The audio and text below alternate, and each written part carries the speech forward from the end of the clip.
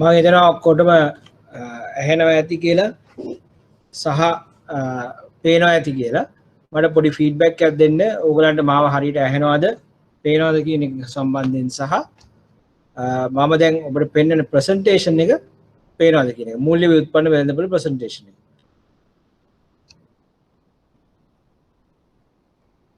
right. තේජනී කියන විදිහට දෙකම වැඩ කරනවා right. එතකොට ඔයගලන්ට මාව පේනවා සහ ප්‍රසන්ටේෂන් එක හැමෝටම පේනවා කියලා මම assume කරනවා. එහෙනම් අපි පටන් ගමු. අනිකගේ කන්සර්න්ස් තියෙනවද? right. okay. කන්සර්න්ස් නැත්නම් අපිට පුළුවන් පටන් ගන්න. අපි අද කතා කරන්න උත්සාහ කරන්නේ derivatives market එක පිළිබඳව. එහෙම නැත්නම් මූල්‍ය ව්‍යුත්පන්න වෙළඳපොළ පිළිබඳව. එතකොට මේ මූල්‍ය ව්‍යුත්පන්න වෙළඳපොළ කියන එක ගත්තම අපි දන්නවා මෙතනදී අපි කතා කරන්නේ ව්‍යුත්පන්නයක් කියලා කියන්නේ යම්කිසි සුරැකුමක් මත පදනම් වෙලා ගොඩනැගෙන්නා වූ ගිවිසුමක්. එතකොට මෙතනදී මේ ව්‍යුත්පන්න කියලා කියන්නේ ප්‍රොඩක්ට් එකක් නෙමෙයි. මෙය විශේෂයෙන්ම මාකට් එකට එන්නේ වෙළඳපොලේ පවතිනා වූ යම් යම් අවදානම් කළමනාකරණය කර ගැනීම සඳහා ලබා දෙන්නා වූ ක්‍රමවේදයක් හැටියට. එතකොට මේකේ අන්ඩර්ලයින් ඇසට් එහෙම නැත්නම් යට තියෙනවා යම්කිසි මූල්‍ය වත්කමක් හෝ යම්කිසි ෆිසිකල් වත්කමක්. මේ යම්කිසි වත්කමක් පදනම් කරගෙන ඒ වත්කමේ අනාගත මිල වෙනස් වීම ගැන පදනම් වෙලා හදන ගිවිසුම් එහෙම නැත්නම් ඒ බායේ අවදානම කළමනාකරණය කරන්නට හදන්නා වූ ක්‍රමවේදයක් ලෙස අපිට මේ මූල්‍ය ව්‍යුත්පන්න හඳුන්වා දෙන්නට පුළුවන්. එතකොට මේ මූල්‍ය ව්‍යුත්පන්න වෙළඳපොළ කියලා අපි කතා කරන්නේ මෙවැනි හෙජිං ටූල්ස් එහෙමත් නැත්නම් අවදානම අවම කර ගැනීම සඳහා පවතිනා වූ විවිධ ක්‍රමවේදයන් වෙළඳාම් වෙන්නා වූ වෙළඳපොළ සම්බන්ධයෙන්. එතකොට අපි මේක තාම සරලව හඳුනා ගන්න පුළුවන් යම්කිසි මූල්‍ය සුරැකුමක හෝ භාණ්ඩයක හෝ වෙනත් විචල්‍යයක සිදුවිය හැකි අනාගත මිල වටිනාකම වෙනස් වීම වලින් ලාභ ලැබීමේ අරමුණින් එම මූල්‍ය සුරැකුම් භාණ්ඩය විචල්‍ය එකඟ වූ මිලකට මිලදී ගැනීමට හෝ විකිණීමට ඇති කර ගන්නා වූ ගිවිසුම් මූල්‍ය ව්‍යුත්පන්න වේ. එතකොට මේ මූල්‍ය ව්‍යුත්පන්න වලට ගනුදෙනු වලට එළඹීමට තිබෙනා වූ ප්‍රධාන ඔබ්ජෙක්ටිව්ස් මොනවාද? අරමුණු. පළවෙනි එක තමයි පළවෙනි සහ ප්‍රධානතම අරමුණ තමයි අවදානම අවම කර ගැනීම. එතකොට අනාගතයේදී පාඩු ඇතිවීමේ අවදානම කළමනාකරණය එහෙම නැත්නම් අවදානම අවම කර ගැනීම සඳහා මේ මූල්‍ය ව්‍යුත්පන්න භාවිතා කරනවා. දෙවෙනි එක තමයි අනාගතයේ යම්කිසි සුරැකුමක සිදුවිය හැකි මිල වෙනස් වීම හරහා ලාභ ලැබීම අරමුණු කරගෙනත් මේ මූල්‍ය ව්‍යුත්පන්න වෙත යොමු වෙන්නට පුළුවන්. නමුත් මතක තියාගන්න ප්‍රධානතම අරමුණ වන්නේ සහ මෙම මූල්‍ය ව්‍යුත්පන්න වෙළඳපොලේ විශේෂයෙන්ම පවතින්නේ අවදානම් කළමනාකරණය මූලික කරගෙන. එතකොට අපිට කියන්න පුළුවන් විවිධ වත්කම්. උදාහරණයක් ඇරෙට සිකියුර් බොන්ඩ්ස් බැඳුම් කර කොමොඩිටිස් යම් භාණ්ඩ ඉන්ඩෙක්සස් එහෙම නැත්නම් කරන්සිස් විදේශ විනිමය. මේ ඕනෑම වත්කමක් පදනම් කරගෙන ඔබට පුළුවන් එළඹෙන්නට ගිවිසුමකට මෙහි අනාගත මිල වෙනස් වීම ගැන සටහන් වන. එතකොට මේ ගිවිසුමට අපි කියනවා ඩිරවේටිව් එකක් කොන්ට්‍රැක්ට් එකක්. එතකොට මේකේ අනාගතයේදී විදේශ විනිමය වල විනිමය අනුපාතය වෙනස් වීම පදනම් කරගෙන ඔබ එළඹෙනවා ඕකේ අපි මාස 3කින් ඩොලර්ස් මිලට ගන්නවා මෙන්න මේ මිලට. එතකොට මේ ඩොලර් වල අනාගත මිල පදනම් කරගෙන ඔබ අද එළඹෙනවා ගිවිසුමකට. ඊළඟට කොටස් ගත්තොත් කොටස් වල අනාගතයේදී මාස 3කින් මාස 6කින් විය හැකි මිල වෙනස් වීමක් පදනම් කරගෙන ඔබ එළඹෙනවා ගිවිසුමකට අද. මේකට අපි කියනවා ඩිරවේටිව් කොන්ට්‍රැක්ට් එකක් කියලා. ඩිරවේටිව් කොන්ට්‍රැක්ට් එක. ව්‍යුත්පන්න ගිවිසුමක්. right? එතකොට මේ ආකාරයට ඔබට මේ ව්‍යුත්පන්න ගිවිසුම් වලට එළඹෙන්නට පුළුවන් ඕනෑම දෙයක් සම්බන්ධයෙන්. සුරකුම්පතක් සම්බන්ධයෙන් බොන්ඩ්ස් එහෙම භාණ්ඩ අපි තුමු තෙල් බැරල් එහෙම නැත්නම් රත්රන් රිදී යකඩ මේ කොමොඩිටිස් ඊට ඉන්ඩෙක්සස් ඊළඟට කරන්සිස් ඩොලර් යුරෝ මේවායේ අනාගත මිල පිළිබඳව ඔබට මේ ආකාරයෙන් ගිවිසුම් වලට එළඹෙන්න පුළුවන්. දැන් ඔබට පේනවා එතකොට මෙතන මේ අන්ඩර්ලයින් ඇසට් එකක් තියෙනවා එහෙම නැත්නම් අපිට තියෙනවා යම් කිසි වත්කමක් මේ වත්කමේ වටිනාකම එහෙම නැත්නම් අනාගත මිල පදනම් කරගෙන ඔබ එළඹෙනවා ගිවිසුම් වලට මේ ගිවිසුමට අපි කියනවා ඩිරවේටිව් එහෙම නැත්නම් ව්‍යුත්පන්න ගිවිසුමක් කියලා දැන් මේ ව්‍යුත්පන්න ගිවිසුම තමයි ගිවිසුම අපිට විදිහට ගහන්න පුළුවන්. නමුත් දැන් ඔබට පේනවා මේ ව්‍යුත්පන්න ගිවිසුම කියන්නේ තනියෙන්ම හිට ගන්න පුළුවන් ප්‍රොඩක්ට් එකක් නෙමෙයි. මේක මේ ඇතුලේ තියෙන යම්කිසි වත්කමක් පදනම් කරගෙන ඇති වෙච්ච ගිවිසුමක්.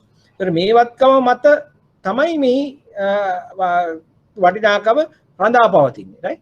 ඒතර මේ ව්‍යුත්පන්න ගිවිසුම් මතක තියාගන්න සෑම විටම යම්කිසි වත්කමක අනාගත මිල සම්බන්ධයෙන් එළඹෙන්නා වූ ව්‍යුත්පන්නයක්. එහෙම නැත්නම් ඒ මත ඇති වූ කොන්ට්‍රැක්ට් එකක් තමයි අපි දකින්නේ.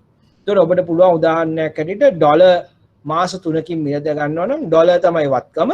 ඔයා ගිවිසුමක් ගහනවා ඩොලර් එකක් මාස 3කට පස්සේ රුපියල් 190ට මිලට ගන්න. දැන් මේ වත්කම මේ ගිවිසුම ඇති වෙලා තියෙන්නේ මොකක් පදනම් කරගෙනද? ඩොලර් කියන වත්කම පදනම් කරගෙන. ඒතර ගිවිසුම කියන්නේ වත්කමක්ද? නෑ වත්කමක් නෙමෙයි. ගිවිසුම කියන්නේ ඩොලර් කියන වත්කමයි අනාගත මිල පදනම් කරගෙන එළඹිච්ච ගිවිසුමක්. ඩිරවේටිව් එක ව්‍යුත්පන්නය. right? ඒතර ඔන්න මතක තියාගන්න මේ පැහැදිලිව මේ ව්‍යුත්පන්න අපි ඇති කරගන්නේ මේ ආකාරයට යම් කිසි වත්කමක් පදනම් කරගෙන අපි කියනවා අන්ඩර්ලයින් ඇසට් එකක් පදනම් කරගෙන කියලා. ඒතර මේ ඊළඟට ප්‍රශ්නේ තමයි අහන්න පුළුවන් ව්‍යුත්පන්න මොනවාද තියෙන වර්ග විවිධ ව්‍යුත්පන්න වර්ග. එතකොට විවිධ ව්‍යුත්පන්න වර්ග කියලා කතා කරද්දී අපිට තියෙනවා ඉදිරි ගිවිසුම්. අපි කියනවා ඉංග්‍රීසියෙන් forwards කියලා නේ. ඉදිරි ගිවිසුම්. ඊළඟට අපිට තියෙනවා futures. අපි කියනවා අනාගත ගිවිසුම් කියලා. අනාගත ගිවිසුම්. දැන් මේ ඉදිරි ගිවිසුම් සහ අනාගත ගිවිසුම් අතර යම් යම් වෙනස්කම් පවතිනවා. අපි ඒවා සාකච්ඡා කරනවා. ඊළඟට අපිට තියෙනවා මනාප ගිවිසුම්. right? ඒකට call option, put option කියලා මනාප ගිවිසුම් සැකසෙනවා විකිණීම සඳහා ඕ මිලදී ගැනීම සඳහා. ඊළඟට අපිට තියෙනවා swaps. අපි වල කියනවා උවමාරු ගිවිසුම් කියලා. ඉතින් එතකොට ප්‍රධාන derivatives ව්‍යුත්පන්නයන් මොනවද කියලා අපිට අහුවොත් අපිට මේ ආකාරයට හඳුන්වා දෙන්නට පුළුවන් ඉදිරි ගිවිසුම්, අනාගත ගිවිසුම්, මනාප ගිවිසුම් සහ උවමාරු ගිවිසුම් යන ආදී වශයෙන්. දැන් අපි බලමු එක වර්ගය වෙත යමු. පළවෙනිට අපි කතා කරමු ඉදිරි ගිවිසුම් ගැන.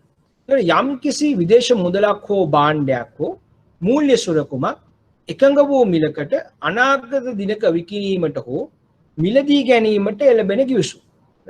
එතකොට යම් කිසි භාණ්ඩයක් හෝ මූල්‍ය සුරකුමක් මූල්‍යවත්කමක් තිබෙනවා.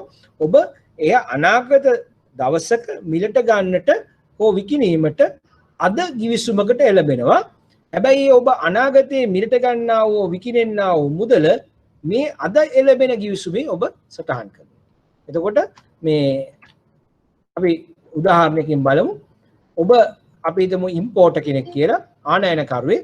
ඒ අනුව ඔබ ගිහිල්ලා භාණ්ඩ ආනයනය කිරීම සඳහා ගිවිසුමකට එළඹෙනවා වෙනත් රටක අපනයනකරුවෙක් සමග. right? ඒතකොට ඔන්න ඔබ අද ප්‍රොඩක්ට්ස් ඕඩර් කරනවා. අද ප්‍රොඩක්ට්ස් ඕඩර් කරනවා. නමුත් මේ අපනයනකරු විදේශ රටේ ඉන්න අපනයනකරු ඔබට මේ ප්‍රොඩක්ට්ස් එවන්නේ මාස 3කට පස්සේ. right? ඒතකොට products will receive in 3 months. මාස 3කින් පසුව තමයි මේ ඕඩර් කරන ප්‍රොඩක්ට්ස් ඔබට හම්බ වෙන්නේ. එතකොට අද එක්ස්චේන්ජ් රේට් එක ඔබ බලනවා. අද එක්ස්චේන්ජ් රේට් එක US ඩොලර් එකක් රුපියල් 185කට අද ඩොලර් එකක් ගන්න පුළුවන්. ඒ කියන්නේ ඔබට රුපියල් 185ක් වේදම් කරලා ඩොලර් එකක් ගැනීමේ හැකියාව තියෙනවා අද මාකට් එකේ. දැන් මේ අද මේ ඕඩරේ දාද්දි මෙහෙම වුණාට ඔබට මේ ඕඩරේ හම්බෙලා මුදල් ගෙවන්න වෙන්නේ මාස 3කට පස්සේ. එතකොට එක්ස්චේන්ජ් රේට් එක මාස 3කට පස්සේ කීයද කියන එක ඔබටයි බටයි දෙදෙනාටම ගැටලුවක් නේ. ඒත් අපි දෙදෙනාටම බෑ අද කියන්න මාස 3කට පස්සේ එක්ස්චේන්ජ් රේට් එක කීය වේද කියලා. සමහරක් විට අඩු වෙන්නත් පුළුවන්, සමහරක් විට වැඩි වෙන්නත් පුළුවන්. එහෙමනම් මේ තත්වය දිහා බලද්දි මේ සිනාරියෝ එක දිහා බලද්දි ඔබට පේනවා මෙතනදී ඇති වෙලා තියෙනවා මොකද්ද? uncertainty එක. uncertainty. ඒත් අපිට හරියට කියන්න බෑ දෙයක්. හරියට නිශ්චිතව ප්‍රකාශ කළ නොහැකි තත්වයක්. right? එhmenan දැන් මාස 3කට පස්සේ එක්ස්චේන්ජ් රේට් එක අපි දන්නේ නැහැ. දන්නේ නැත්නම් ඔන්න uncertainty. uncertainty කියන්නේ අපිට රිස්ක් එකක් අවදානම. right? uncertainty එක හරහා මොකද ඇති වෙන්නේ? අවදානම ඇති වෙනවා. right? අවදානම. දැන් මේ අවදානම කියන්නේ ඔන්න ඉම්පෝර්ටට විශාල ප්‍රශ්නයක්. ඒකට ඉම්පෝර්ට් දන්නේ මම අද කීයක් රුපියල් මගේ අතේ තියෙන්න ඕනේද මේ ඕඩර් එනකොට ගෙවන්න කියලා. එහෙමනම් ඔව් නිරන්තරයෙන්ම ටෙන්ෂන් එකේ ඉන්නේ, ලොකු අවදානමක ඉන්නේ. මොකද මේ එක්ස්චේන්ජ් රේට් එක ඕන ගානකට යන්න පුළුවන්. අද ඩොලර් එක 185ට තියෙනවා, මේක සමහරවිට 250ට යන්නත් පුළුවන්. කියන්න බෑනේ. right? ඉතින් කිසිම එහෙම සීමා රහිත අවදානමක්. සීමා රහිත අවදානමක්. මේ අවදානම දැරීම තුළ ආයතනයට පාඩු සිදුවීමේ අවදානමක් ඔන්න අපි දකිනවා. දැන් මේ ඉම්පෝර්ට් බලනවා. දැන් ඔන්න ලොකු අවදානමක්. මේකේ සීමාවක් මට හිතා ගන්න බෑ. ඕන ගානකට යන්න පුළුවන්. right? අවදානම එහෙමයි. නමුත් අඩු වෙන්නත් පුළුවන්. අඩු වෙන්නත් පුළුවන්. නමුත් අපි අඩු වේද වැඩි වේද දන්නෙත් නැහැ. කොච්චරකින් අඩු වේද කොච්චරකින් වැඩි වේද දන්නෙත් නැහැ. මෙහෙමම තියෙද්දි දන්නෙත් නැහැ. ඔන්න තත්ත්වය. දැන් මෙවැනි අවදානම් වල ඉන්න ගියාම මේ බිස්නස් එකට තමන්ගේ බිස්නස් එක කරගෙන යන්න අමාරුයි. ඒ නිසා මොකද මේ ඉම්පෝර්ට් කරන්නේ? ඉම්පෝර්ට් ගිහිලා බැංකුවකට කියනවා මට දෙන්න 3 months forward contract එක. මට එන්ටර් වෙන්න ඕනේ ඔයගොල්ලොත් එක්ක 3 months forward contract එක. එතකොට බැංකුව මොකද කරන්නේ? බැංකුව බලනවා අනාගතයේදී 3 months අපේ LKR සහ ඩොලර් වල ඉන්ට්‍රස්ට් රේට් ඩිෆරන්ස් එක බලලා ප්‍රීමියම් එකක් හෝ ඩිස්කවුන්ට් එකක් ඩිසයිඩ් කරලා මෙයාට දෙනවා අනාගතයේ 3 months forward contract එකක් 3 months forward rate එකකුත් එක්ක. මේ වෙලාවේ අපිට පේනවා මේ බැංකුව දෙනවා 3 months forward contract එකක් US ඩොලර් එකක් රුපියල් 189 ගානේ විකුණන්න බැංකුව. ඒතර බැංකුව කියනවා අපි US ඩොලර් එකක් රුපියල් 189 ගානේ විකුණනවා. ඔයා ඇග්‍රී නම් අපි කොන්ට්‍රැක්ට් එකක් ගහමු.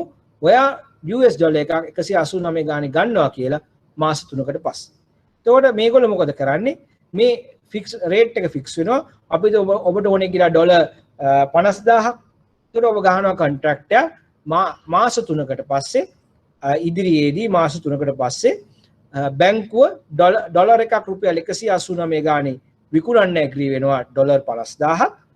මම ඉම්පෝර්ට් ආනයනකරු ඩොලර් 50000ක් ඩොලර් එකක් 189 ගානේ ගන්න පොරොන්දු වෙනවා. ඔන්න දැන් දෙපාර්ශ්වයේ ඇග්‍රී වුණා. දැන් මොකක්ද ඇති වෙන්නේ? ඔන්න කොන්ට්‍රැක්ට් එකක් ඇති වෙනවා. මේකට අපි කියනවා 3 months forward contract එකක්. ඔන්න forward contract එක. ඉදිරි ගිවිසුමක්. දැන් මේ ඉදිරි ගිවිසුම ඇති වෙනවත් එක්ක මොකද වෙන්නේ?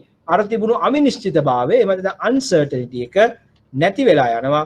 දැන් ඔන්න නිශ්චිතභාවය ඇති වෙනවා. certainty. ඒ කියන්නේ මොකද්ද දැන් මෙතනදී උනේ? මෙතනදී දැන් ඉම්පෝර්ටට නිශ්චිතවම කියන්න පුළුවන් මෙන්න මේ ගාන. ඔබ යවොත් එක්ස්චේන්ජ් රේට් එක මාස 3කට පස්සේ කීය වෙයිද?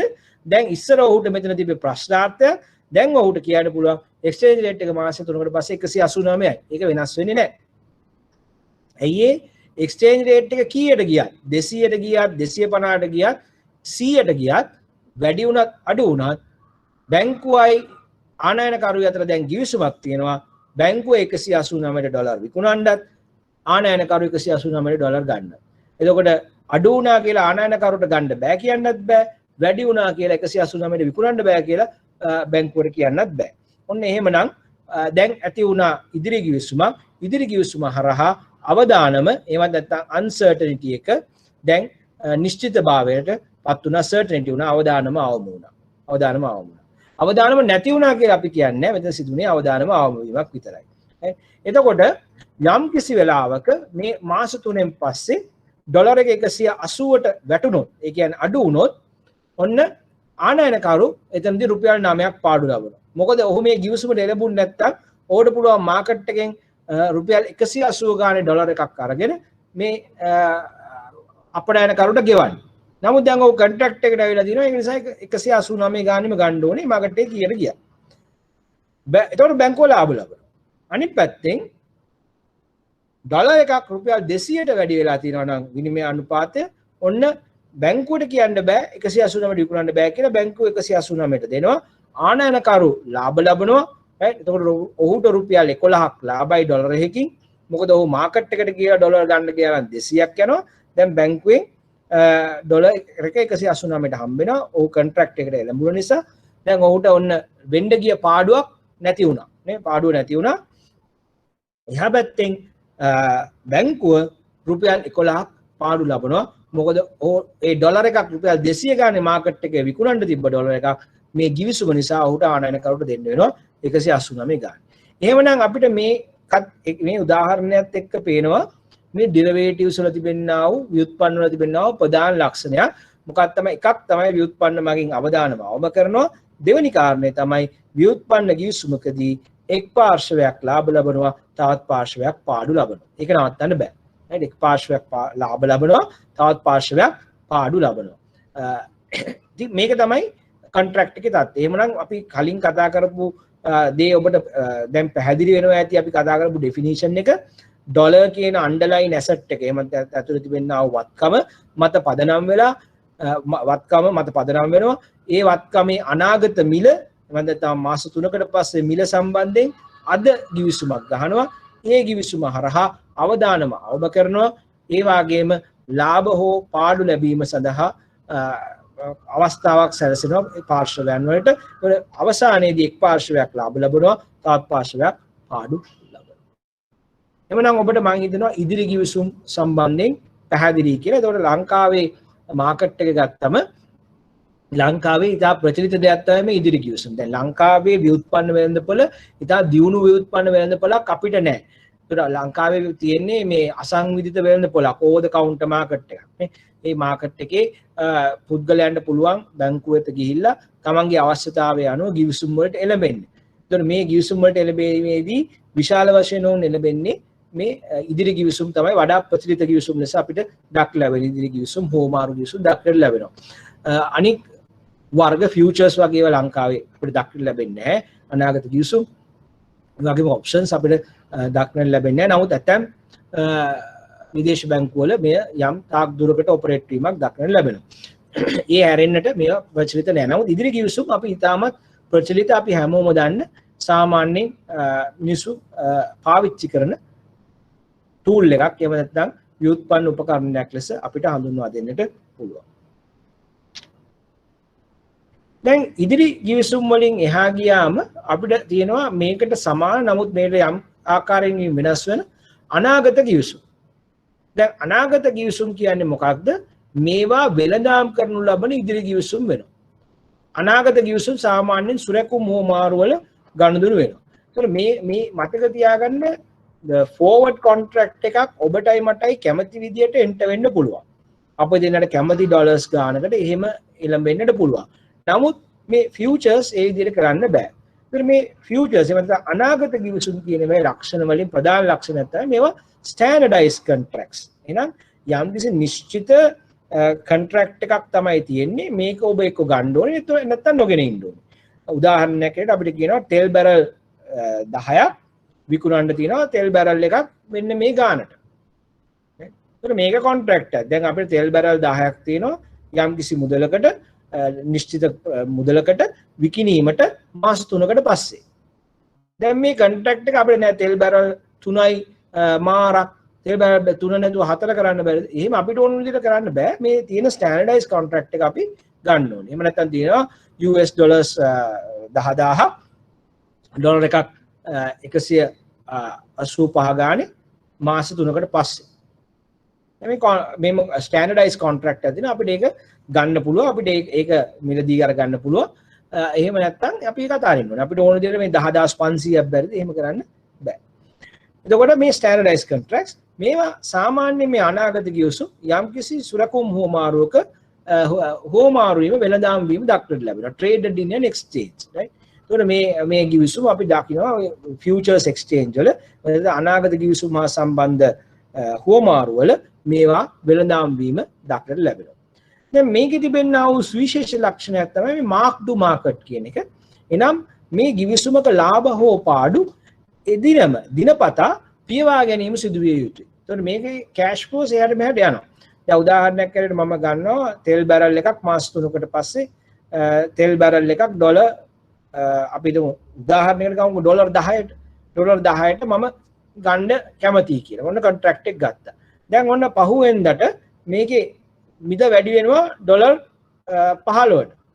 දැන් ඩොලර් 15ට වැඩි වුණා කියන්නේ මට ලාභයි නේ ඩොලර් 5ක් ලාභයි. ඇයි? මම ඩොලර් 10ට ගන්න ඕල්රෙඩි කොන්ට්‍රැක්ට් එකක් තියෙනවා මාකට් ප්‍රයිස් එක ඩොලර් 15ට වැඩි වෙලා එහෙනම් දැන් මගේ ලාභය දැන් මට ඕනේ. ඒකට ඔන්න ඔබට ඩොලර් 5ක් හම්බ වෙනවා අනිත් පැත්තෙන් ඩොලර් 5ක් අඩු වෙනවා. ඉතින් මේ ආකාරයට මේ සරල ඔබට උදාහරණයක් දුන්නේ මේ විදිහට දිනපතා මේ කොන්ට්‍රැක්ට් එකේ වැලියු එක ලාභ පාඩු වලට කෑෂ් ෆ්ලෝස් හෝමාරු වීම සිදු වෙනවා. මේක අපි කියනවා මාක් ටු මාකට්. එහෙම නැත්නම් මාකට් එකේ වෙනසත් එක්ක වෙනසට සාපේක්ෂව ඔබ මෙහි තමන්ගේ ලාභ පාඩු ඇඩ්ජස්ට් කර ගැනීම සිදු වෙනවා. එතකොට මේ ෆියුචර්ස් වල ලක්ෂණය. එතකොට ෆියුචර්ස් වල පළවෙනි දේ තමයි ඔබ දැනගත යුත්තේ ෆෝවර්ඩ් වර්ගයේ ඔබට අවශ්‍ය විදියට කොන්ට්‍රැක්ට් එක කරන්න බෑ. මේක ස්ටෑන්ඩඩයිස් කොන්ට්‍රැක්ට් එකක්. රයිට්. ඊළඟට මේක ෆෝවර්ඩ් වගේ අපිට ඕවර් ද කවුන්ටර් ගිහිල්ලා මේ ගිවිසුම් වලට එළඹෙන්න බෑ. මේවා ෆියුචර්ස් එක්ස්චේන්ජ් එක තියෙන්නේ. ඒවා ඔබට මිලදී ගන්න පුළුවන්, හුවමාරු කරන්න, වෙළඳාම් කරන්නට පුළුවන්. රයිට්. එතකොට ෆෝවර්ඩ් වලදී මේ දිනපතා ලාභ පාඩු බැලීම හෝ ඒවා ඇඩ්ජස්ට් කර ගැනීම සිදු වෙන්නේ නැහැ. නමුත් අනාගත ගිවිසුම් වලදී දිනපතා ලාභ පාඩු බලා වෙළඳපොලේ තත්ත්වය අනුව ඒවා ඇඩ්ජස්ට් කර ගැනීම සිදු වෙනවා. ඉතින් මේ අනාදි වශයෙන් ෆියුචර්ස් සහ අනාගත ගිවිසුම් සහ ඉදිරි ගිවිසුම් අතර යම් වෙනස්කම් ඔබට හඳුනා ගන්නට පුළුවන්. අපි ඉදිරි ගිවිසුම් කියන ෆියුචර්ස් මේවා ලංකාවේ අපිට දැනට දක්නට ලැබෙන්නේ නැහැ. නමුත් වෙනත් රටවල් වල මේ ෆියුචර්ස් එක්ස්චේන්ජ් වල මේ ෆියුචර්ස් අපිට දක්නට ලැබෙනවා. රත්රන්, තෙල් බැරල්, වෙනත් කොමොඩිටිස්, යකඩ, ඊළඟට ෆොරින් කරන්සි මේ ආදී යම් වත්කම් සම්බන්ධයෙන් ඒවා ඉදිරි අනාගත මිල සම්බන්ධයෙන් ඇති ස්ටෑන්ඩඩයිස් කොන්ට්‍රැක්ට්ස් ඒවා මිලදී ගැනීම අපිට සිදු කරන්න පුළුවන්. මිලදී ගැනීම විකිණීම. රයිට්. ඊළඟට ඔබට දක්නට ලැබෙන එක තමයි හුවමාරු ගිවිසුම්.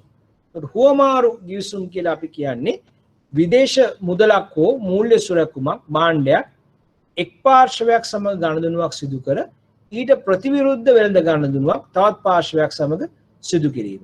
එතකොට මේ විකිණීම මිලදී ගැනීම අතර මිල ගණන් වල වෙනස මත ලාභ පාඩු ලැබීම සිදු වෙනවා. එතකොට හුවමාරු ගිවිසුම් වර්ග කීපයක් අපිට දක්නට ලැබෙනවා. එතකොට හුවමාරු ගිවිසුම් යටතේ අපිට කතා කරන්න පුළුවන් foreign currency swaps, right? ඊළඟට අපිට කතා කරන්න පුළුවන් interest rate swaps. ඊළඟට අපිට කතා කරන්න පුළුවන් credit default swaps. අපි බලමු මේ කීපයක් අරගෙන පළවෙනි එක අපිට කතා කරන්න පුළුවන් පොලි අනුපාත හුවමාරු ගිවිසුම්. දැන් මේ පොලි අනුපාත හුවමාරු ගිවිසුම් ගත්තම විශේෂයෙන්ම මේවා වැදගත් වෙන්නේ යම්කිසි පුද්ගලයෙකුට තමන්ගේ ෆික්ස්ඩ් රේට් එකක් ෆ්ලෝටින් රේට් එක කන්වර්ට් කර ගැනීමේ අවශ්‍යතාවයක් ආපුවා. ඒකට දැන් අපි යම්කිසි වෙලාවක ෆික්ස්ඩ් රේට් එකකට යම් ගිවිසුමකට එළඹිලා තිනවා නම් අපිට ෆ්ලෝටින් රේට් එකක් ලබා ගන්න බෑ. ඒක ඒ ගිවිසුම මාරු කරන්න නැතුව. ඒක සාමාන්‍යයෙන් ඔබට ගිවිසුමකට එළඹුණාට පස්සේ ඒක එහෙම මාරු කරන්න බෑ. එහෙනම් ගිවිසුමේ එහෙමම තියාගෙන අපි කොහොමද ෆික්ස්ඩ් රේට් එකක් ෆ්ලෝටින් රේට් එකක් කරගන්නේ? ඔන්න එතනදී ඔබට මේ පොලි අනුපාත හුවමාරු ගිවිසුම් ඉන්ට්‍රස්ට් රේට් ස්වැප්ස් වලට එළඹීමේ හැකියාවක් තියෙනවා. රයිට්. කොහොමද මේක වෙන්නේ කියලා අපි බලමු. පොඩි උදාහරණයක් අරගෙන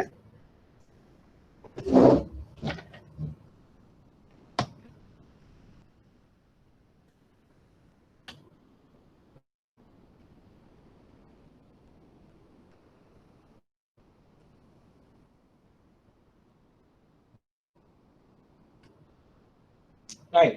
අපි හිතමු ඔබ ඇවිල්ලා A කියන කම්පැනියක් මේ A කියන කම්පැනිය බැංකුවක් එක්ක එකඟ වෙනවා B1 කියන බැංකුවත් එක්ක එකඟ වෙනවා ඔබ ලෝන් එකක් ගන්න.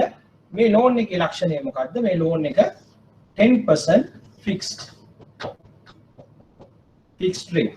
Fixed rate එකක් කියලා කියන්නේ වෙළඳපොළ පොලි අනුපාත මත ඔබේ පොලි අනුපාතය වෙනස් වන්නේ නැහැ.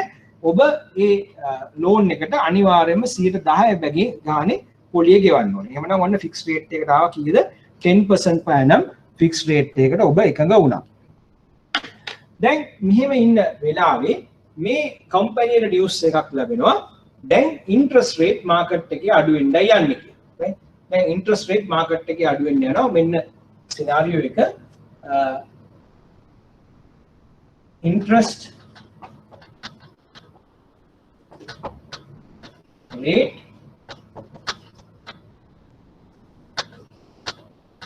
අඩු වෙන්නයි යන්නේ. ඔන්න සිනාරියෝ. දැන් ඉන්ට්‍රස්ට් රේට් අඩු වෙනවා නම් මොකද වෙන්නේ? මාකට් එකේ ඉන්ට්‍රස්ට් රේට් එක දැන් බහින්න පටන් ගන්නවා 9.5 9 8 8.5 මේ විදිහට ඉන්ට්‍රස්ට් රේට් එක අඩු වෙනවා. දැන් ඉන්ට්‍රස්ට් රේට් එක මෙහෙම අඩු වෙනකොට දැන් මේ කම්පැනිය ෆික්ස් රේට් එකක් තියන් හිටියා මොකද වෙන්නේ?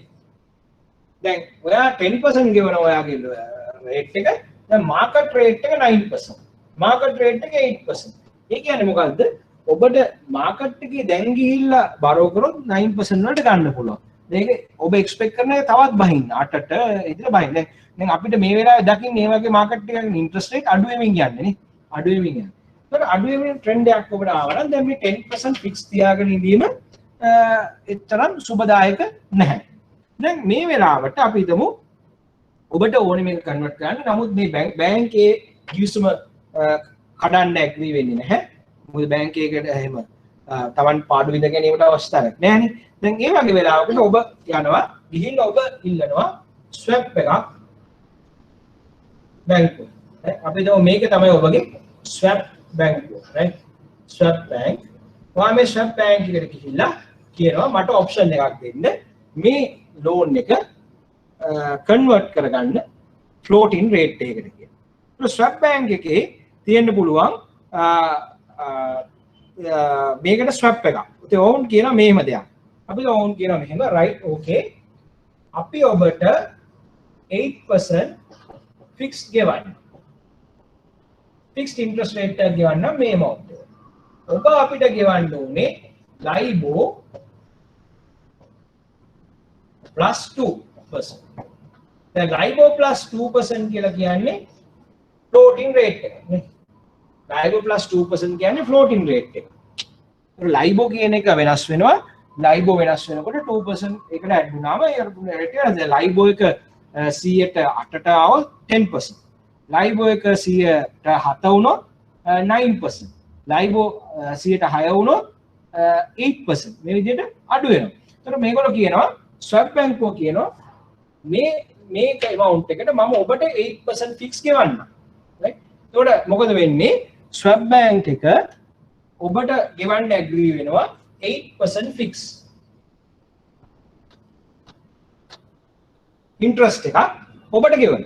ඒතර ඔබ මේ බැංකුවට ගෙවනවා 10%, ස්වැප් බැංක් එක ඔබට 8% දෙනවා. ඒකෝට ඔබ ඇත්තටම ඔබගේ වෙනස වෙන්නේ 2% නේ. හැබැයි මෙයා කියනවා මම ඔයාට මේ ගානට 8% දෙනවා ඉන්ට්‍රස්ට් එක. හැබැයි ඔයා මට දෙන්න ඕනේ කීයද? මේ ගානටම LIBOR +2%. LIBOR +2%. දැන් මෙතන ඉන්නේ මොකද්ද? ඉන්ට්‍රස්ට් දෙපැත්තට යන්නේ නේ. ඒකට මෙයා කියනවා මම 8% දෙන්න මේ ලෝන් එකට ඔයා මට ඒකට LIBOR +2% ආපහු ගෙවන්න. ඔන්න දැන් අපි අලුත් ගිවිසුමකට එළපුණා. මොකද අලුත් ගිවිසුම ස්වැප් බැංකුව කිව්වා ඔයා 10% ගෙවන්න ප්‍රශ්නයක් නැහැ. මම ඒකෙන් 8% ඔයාලට දෙන්න. හැබැයි මට අනිත් පැත්තට ඒ ගානටම ඔයා මට දෙන්න ඕනේ මොකද LIBOR +2%. එතකොට ඔන්න මේක variable rate කියන්නේ variable rate. variable කියන්නේ වෙනස් වෙන. දැන් අපි බලමු මොකක්ද උනේ කියලා මේ වෙනසත් එක්ක. දැන් ඔබට පේනවා මේ කම්පැනි එක 10% ගෙවනවා කාටද? B1 කියන බැංකුවට. හැබැයි කම්පැනි එකට 8% හම්බ වෙනවා කාගෙන්ද? ස්වැප් බැංක් එකෙන්. අනිත් පැත්තට කම්පැනි එක ගෙවනවා LIBOR +2% කාටද? මේ ස්වැප් බැංක් එක. හරිද? එතකොට මේ කම්පැනි එක ගෙවනවා pay මෙන්න ස්වැප් බැංක් එකේ කම්පැනිට හම්බ වෙනවා receive. මෙන්න කම්පැනි ආයෙ ගෙවනවා ස්වැප් බැංක් එකට. දැන් අපි බලමු මේකේ ඉෆෙක්ටිව් තත්ත්වය මොකක්ද කියලා. දැන් මේක මෙහෙම අරගෙන ගත්තොත් අපිට පේනවා 10%ක් ගෙවනවා කම්පැනිය මේ බැංකුවට 8%ක් හම්බ වෙනවා. එහෙනම් ඇත්ත තත්ත්වය මොකද්ද? 2% තමයි මෙයා ගෙවලා තියෙන්නේ. net එක 2% ගෙවලා. ඊට පස්සේ මෙයා ගෙවනවා තව මොකද්ද? මෙයා ගෙවනවා LIBOR plus 2%. එහෙමනම් ඉවෙන්චුවලි මොකද වෙන්නේ? අවසානයේදී මේක අපි ගත්තොත් එහෙම මේක අපිට පේනවා අන්තිමට වෙලා තියෙන්නේ LIBOR plus 2% එකතු වුණාම 4%. LIBOR plus 4%. දැන් මේ LIBOR plus 4% කියන්නේ මොකක්ද? variable rate. variable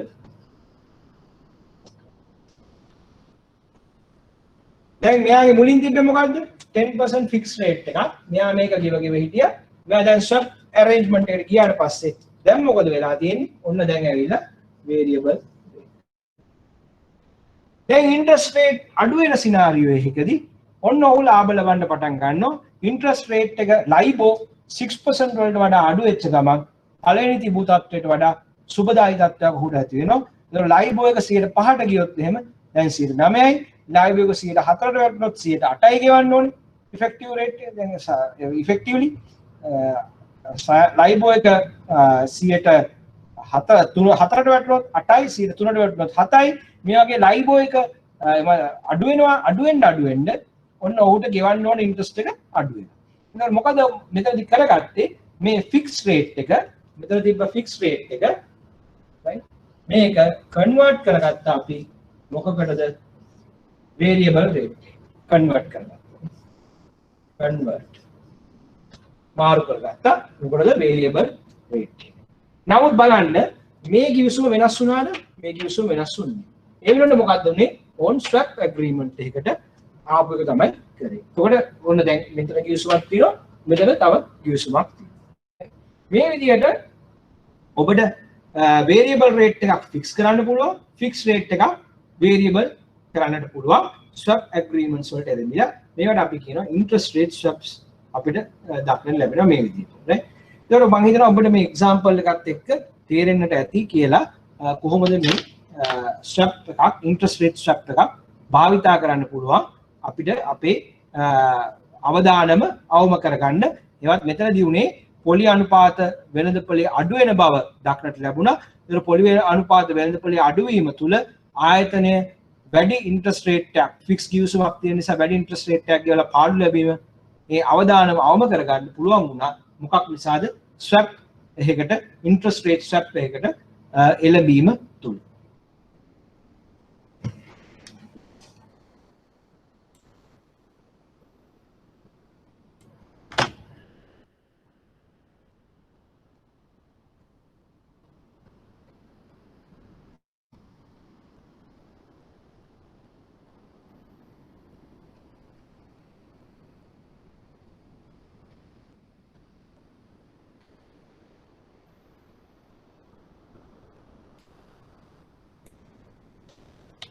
right ඒ පොලි අනුපාත හෝමාරු ගිවිසුම් ගැන අපි කතා කරේ.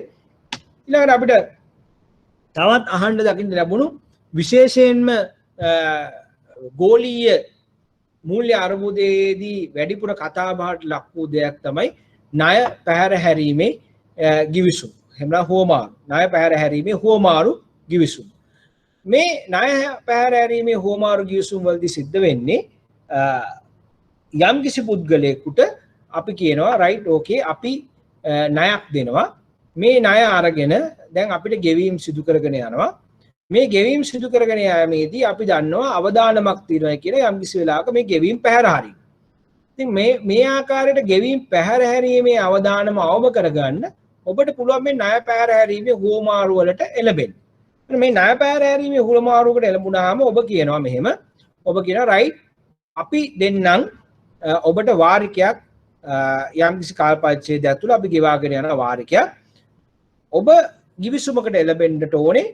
ඒ ගිවිසුම තමයි මගෙන් මේ ණය අරගෙන ගෙවන මගේ ණය ගැතියා යම් කිසි වෙලාවක මට ණය නොගෙවා ණය ගෙවීම පැහැර හැරියොත් එය ගෙවීමට ඔබ එකඟ වෙන්නට ඕනේ කියලා.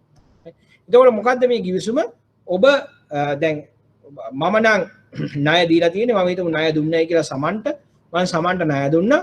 දැන් ඔබ තමයි බැංකුව මම ඔබට එල කියන අපි ණය පහර හැරීමේ හුවමාරු ගිවිසුමකට එළඹෙමු. මේ සමන්ට දුන්න ණයක් තියෙනවා මේ ණය මත පදනම් වෙලා අපි මේ ගිවිසුම ගහනවා. මම ඔබට මේ ණය පදනම් කරගෙන නිතිපතා වාරික ගෙවනවා. මේ එකඟ වූ පරිදි වාරික ගෙවාගෙන යනවා. යම් කිසි වෙලාවක සමන් මට නොගෙවා ණය නොගෙවා පැහැර හැරියොත් ඔබ මට ඒට අදාළ වාරික ලබා දිය යුතුයි. ණය ගෙවීම සිදු කළ යුතුයි කියන්නේ. මේ හරියට ණය අවදානම් රක්ෂණයක් වගේ. ඔබ දිගින් දිගටම වාරික ගෙවාගෙන යනවා ඩිෆෝල්ට් වුණොත් විතරක්. එහෙම නැත්නම් ණය පැහැර හැරියොත් විතරක් ඔන්න අනික් පාර්ශවය ඔබට ඒ සඳහා අවශ්‍ය ප්‍රමාණයට මුදල් ලබා දීම සිදු කරනවා. මේ ණය අවදානම් රක්ෂණ උපකරණයක් ලෙසත් අපිට දකින්නට පුළුවන්. right? එතකොට මේ ගෝලීය මූල්‍ය අර්බුදයේ කාලේ අපි දැක්කා මේ හැදපු මේ උපකරණ වලට මේ ආකාරයෙන් ණය පැහැර හැරීමේ හුවමාරු ගිවිසුම් වලට එළඹිලා තිබ්බා. මේවා ඩිෆෝල්ට් වෙනකොට ඒ හරහා විශාල පාඩු ලැබීමට සිදු වුණා ඒ වාට එළඹුණු බැංකු වලට. right? මූල්‍ය ආයතන වලට. ඊළඟට අපිට තියෙන දේ තමයි මනාප ගිවිසුම්. එතකොට අපි ප්‍රථමයෙන්ම කතා කරා ඉදිරි ගිවිසුම්, ඊළඟට කතා කරා අපි අනාගත ගිවිසුම් සම්බන්ධයෙන්. දැන් ඊළඟට අපිට තියෙන දේ තමයි මනාප ගිවිසුම්. මනාප ගිවිසුම් කියන්නේ මොකක්ද කියලා අහුවොත් අපිට කියන්න පුළුවන් අනාගතයේ යමක් එකඟ වූ මිලකට විකිණීමට හෝ මිලදී ගැනීමට එළඹෙන ගිවිසුම්. මෙම ගිවිසුම් මිලදී ගන්නාට ගිවිසුම් කල්පිරවෙන දින හෝ ඊට පෙර ගිවිසුම ක්‍රියාත්මක කිරීමට අයිතිවාසිකමක් ලබා දෙනවා. නමුත් බැඳීමක් වගකීමක් නැහැ. මේකේ වර්ග දෙකක් පේනවා put option සහ call option. ඒකට put option කියන එක අපි කියනවා දැමීමේ මනාපය. මෙය යමක් විකිණීමට සැකසෙන මනාප ගිවිසුමක් ලෙස හඳුන්වන්නට පුළුවන්. ඊළඟට තිබෙනවා කැඳවීමේ මනාපය. එනම් යමක් මිලදී ගැනීමට සැකසෙන මනාප ගිවිසුම. ඒතර call options put options කියලා අපිට සාමාන්‍ය භාවිතයේ අසන්නට ලැබෙනවා. දැන් ඇයි මේ මනාප ගිවිසුම් ඕනේ මේ සම්බන්ධයෙන් අපි බලමු සාකච්ඡා කරලා ඊළඟ ස්ලයිඩ් එකේ. අපි මෙහෙම උදාහරණයක් ගමුකෝ.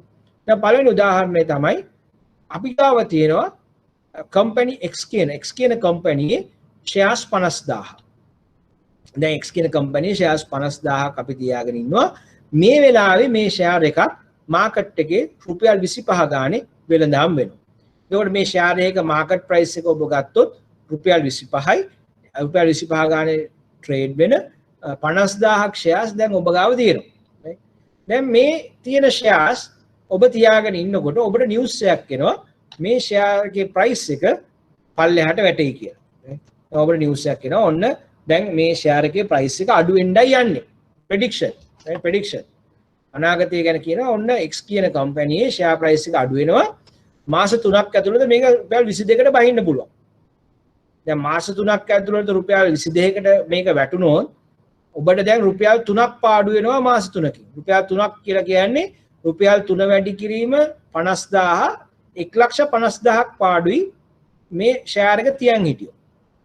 දැන් ඔබට තියෙනවා ඔප්ෂන් දෙකක්. පළවෙනි ඔප්ෂන් එක තමයි sell now. ඒකෝ දැන් මාකට් එකේ රුපියල් 25ට යනවානේ.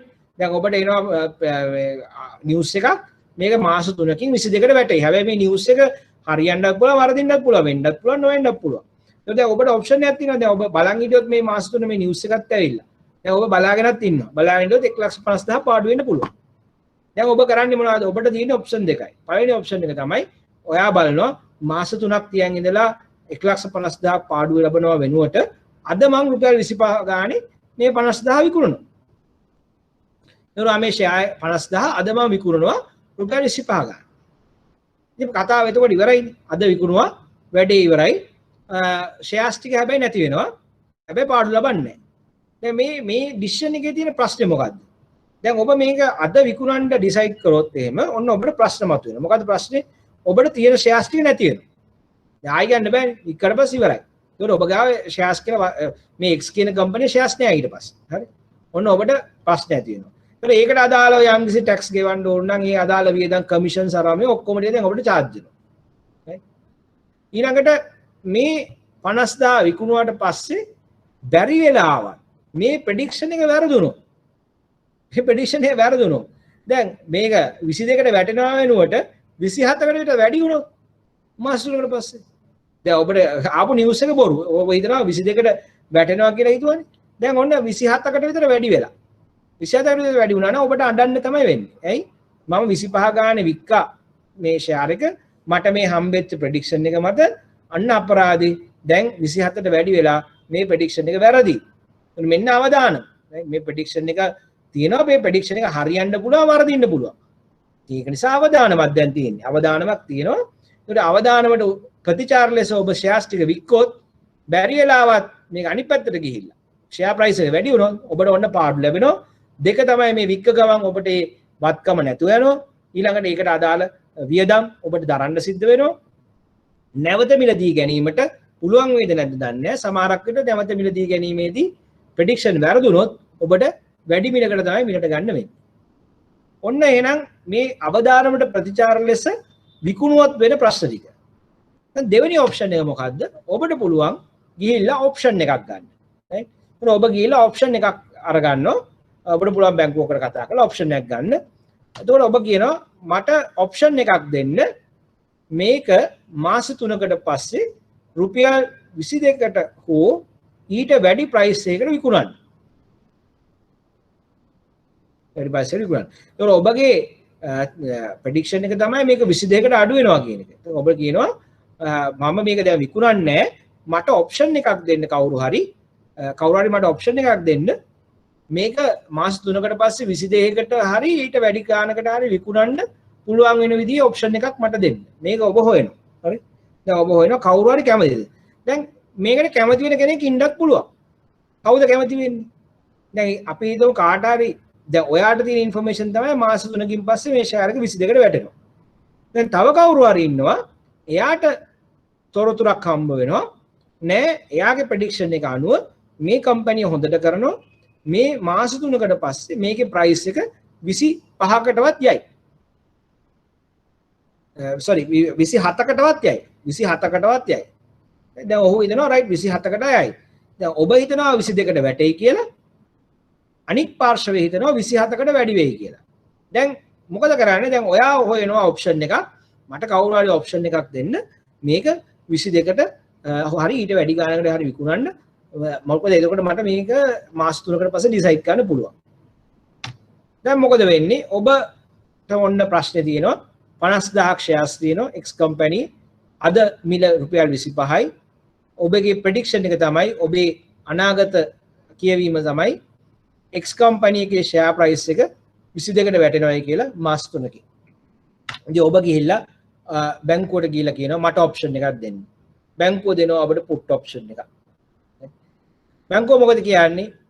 බැංකුව කියනවා මේ අපි හිතමු අගෝස්තු 1 වෙනිදා ඔබ ගිහිල්ලා මේක බැංකුවට කියනවා. බැංකුව කියනවා මෙහෙම. Bank will give you the right. බැංකුව ඔබට අයිතිය ලබා දෙනවා. To sell 50,000 shares of X company. X කියන කම්පැනි shares 50000ක් විකුණන්න. කීය ගානද? LKR 23 per share. රුපියල් 23 ගානේ share එකක්. කවදාද? on 1st of November 2020. ඒ කියන්නේ මාස 3කට පස්සේ. 1st of August, 1st of September, 1st of October, 1st of November. right? November 1 වෙනිදාට 2020 බැංකුව ඔබට අයිතිය ලබා දෙනවා X කියන කම්පැනි shares 50000ක් රුපියල් 23 ගානේ බැංකුවට විකුණන. හැබැයි බැංකුව කියනවා මෙන්න ගිවිසුම. right? මෙන්න මනාප ගිවිසුමක් අපි හදලා තියෙනවා. මේ ගිවිසුම ඔබට මම විකුණනවා රුපියල් 10000. කැමති නම් ගන්න. ප්‍රීමියම් එකක් දාන්න. දැන් ප්‍රීමියම් එක කීයද? රුපියල් 10000යි. දැන් ඔබ මෙතන ඉන්නවා. ඔබේ තත්ත්වය මේක තමයි. දැන් ඔබට කියනවා 23ට ගන්නම් මාස 3කට පස්සේ කැමති නම් 10000 කියලා ගන්න. දැන් ඔබ බලනවා ඔබේ ප්‍රෙඩික්ෂන් එක මොකද්ද? 22කට අඩු වෙයි කියලා. 22කට අඩු වුණොත් ඔයා 23ට වික්කොත්. එතකොට මාකට් එකේ යන්නේ රුපියල් 22යි. දැන් බැංකුව ගන්නවා 23 ගානේ. එතකොට ඔබට රුපියලක් ලාභයි නේ. රුපියලක් ලාභයි. ඉතින් ඔබ බලනවා රයිට්. මම මේ ගිවිසුමට යන්නම් කියලා ඔබ මොකද කරන්නේ? ඔබ මේ ගිවිසුමට එනවා. රයිට් 23ට විකුණන්නේ. දැන් මේකට මේ ගිවිසුමට එනකොට දැන් මේක බැංකුව නිකන් දෙන්නේ නැහැ නේ. ඔබ ප්‍රීමියම් එකක් ගෙවන්න ඕනේ නේ.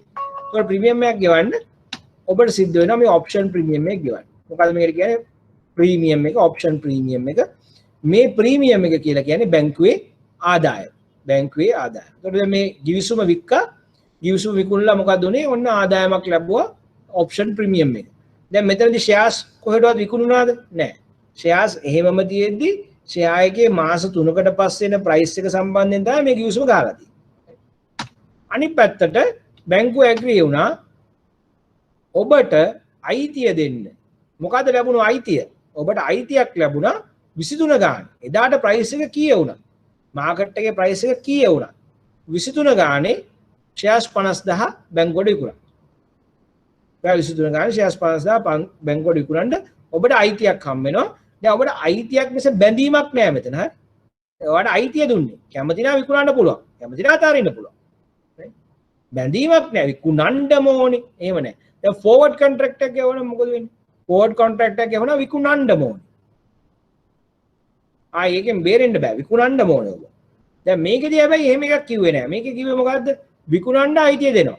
ඔයා හැබැයි මට ඇවිල්ලා මේක විකුණුවොත් මම ගන්න බැඳී හිටිනවා. එතකොට මේ බැංකුව ඔප්ෂන් රයිටර් මේ ඔප්ෂන් එක ලියපු කෙනා මනාප සැකසුම් කරු මොහු බැඳී සිටිනවා 50000ක් ෂෙයාර්ස් ඔයාගෙන් ගන්න X කියන කම්පැනි 23 ගානේ නොවැම්බර් 1 වෙනිදාට ඔයා ඇවිල්ලා කිව්වොත් ඔයාගේ අයිතිය පාවිච්චි කරලා මේ වික්කොත් මෙයාට කියන්න බෑ මට ගන්න බෑ කියලා. හරි ඔන්න දැන් අයිතිය දුන්නා කැමති නම් ඇවිල්ලා විකුණන්න පුළුවන් නැත්නම් ඔයාට අයිතිය අතාරින්න පුළුවන්. දැන් ඔන්න මෙන්න මේ කිවිසුම ඔයා ගත්තා. කීයක් ගෙවලාද ගත්තේ? රුපියල් 10000ක ප්‍රීමියම් එකක් ගෙවලා ගත්තා. එතකොට දැන් ඔන්න නොවැම්බර් 1 වෙනිදා එනවා. නොවැම්බර් 1 වෙනිදා එනවා. නොවැම්බර් 1 වෙනිදාට තියෙන මාකට් ප්‍රයිස් එක ගත්තම ඔන්න ඔබට පේනවා මාකට් ප්‍රයිස් එක රුපියල් 22යි. රුපියල් 22යි. දැන් මාකට් ප්‍රයිස් එක රුපියල් 22 නම් ඒකෙන් අදහස් වෙන්නේ ඔබට දැන් ෂෙයාර් එකක් තියෙනවා. ඔබ දැන් බැංකුවට මේ ෂෙයාර් එක විකුණලා හම්බ වෙනවා රුපියල් 23ක්. ඒ මාකට් එකේ ප්‍රයිස් එක රුපියල් 22යි. බැංකුවට වික්කොත් රුපියල් 23ක් හම්බ වෙනවා. එහෙමනම් execute the right. ඔබ ඔන්න මේ වෙලාවේදී තමන්ගේ අයිතිය පාවිච්චි කරනවා. ඔබට පුළුවන් රුපියල් 22කට වෙළඳපොලෙන් ෂෙයාර්ස් අරගෙන රුපියල් 23ට බැංකුවට විකුණලා රුපියලක ලාභයක් ලබා ගන්න. මොකද මාකට් එකේ 22යි යන්නේ.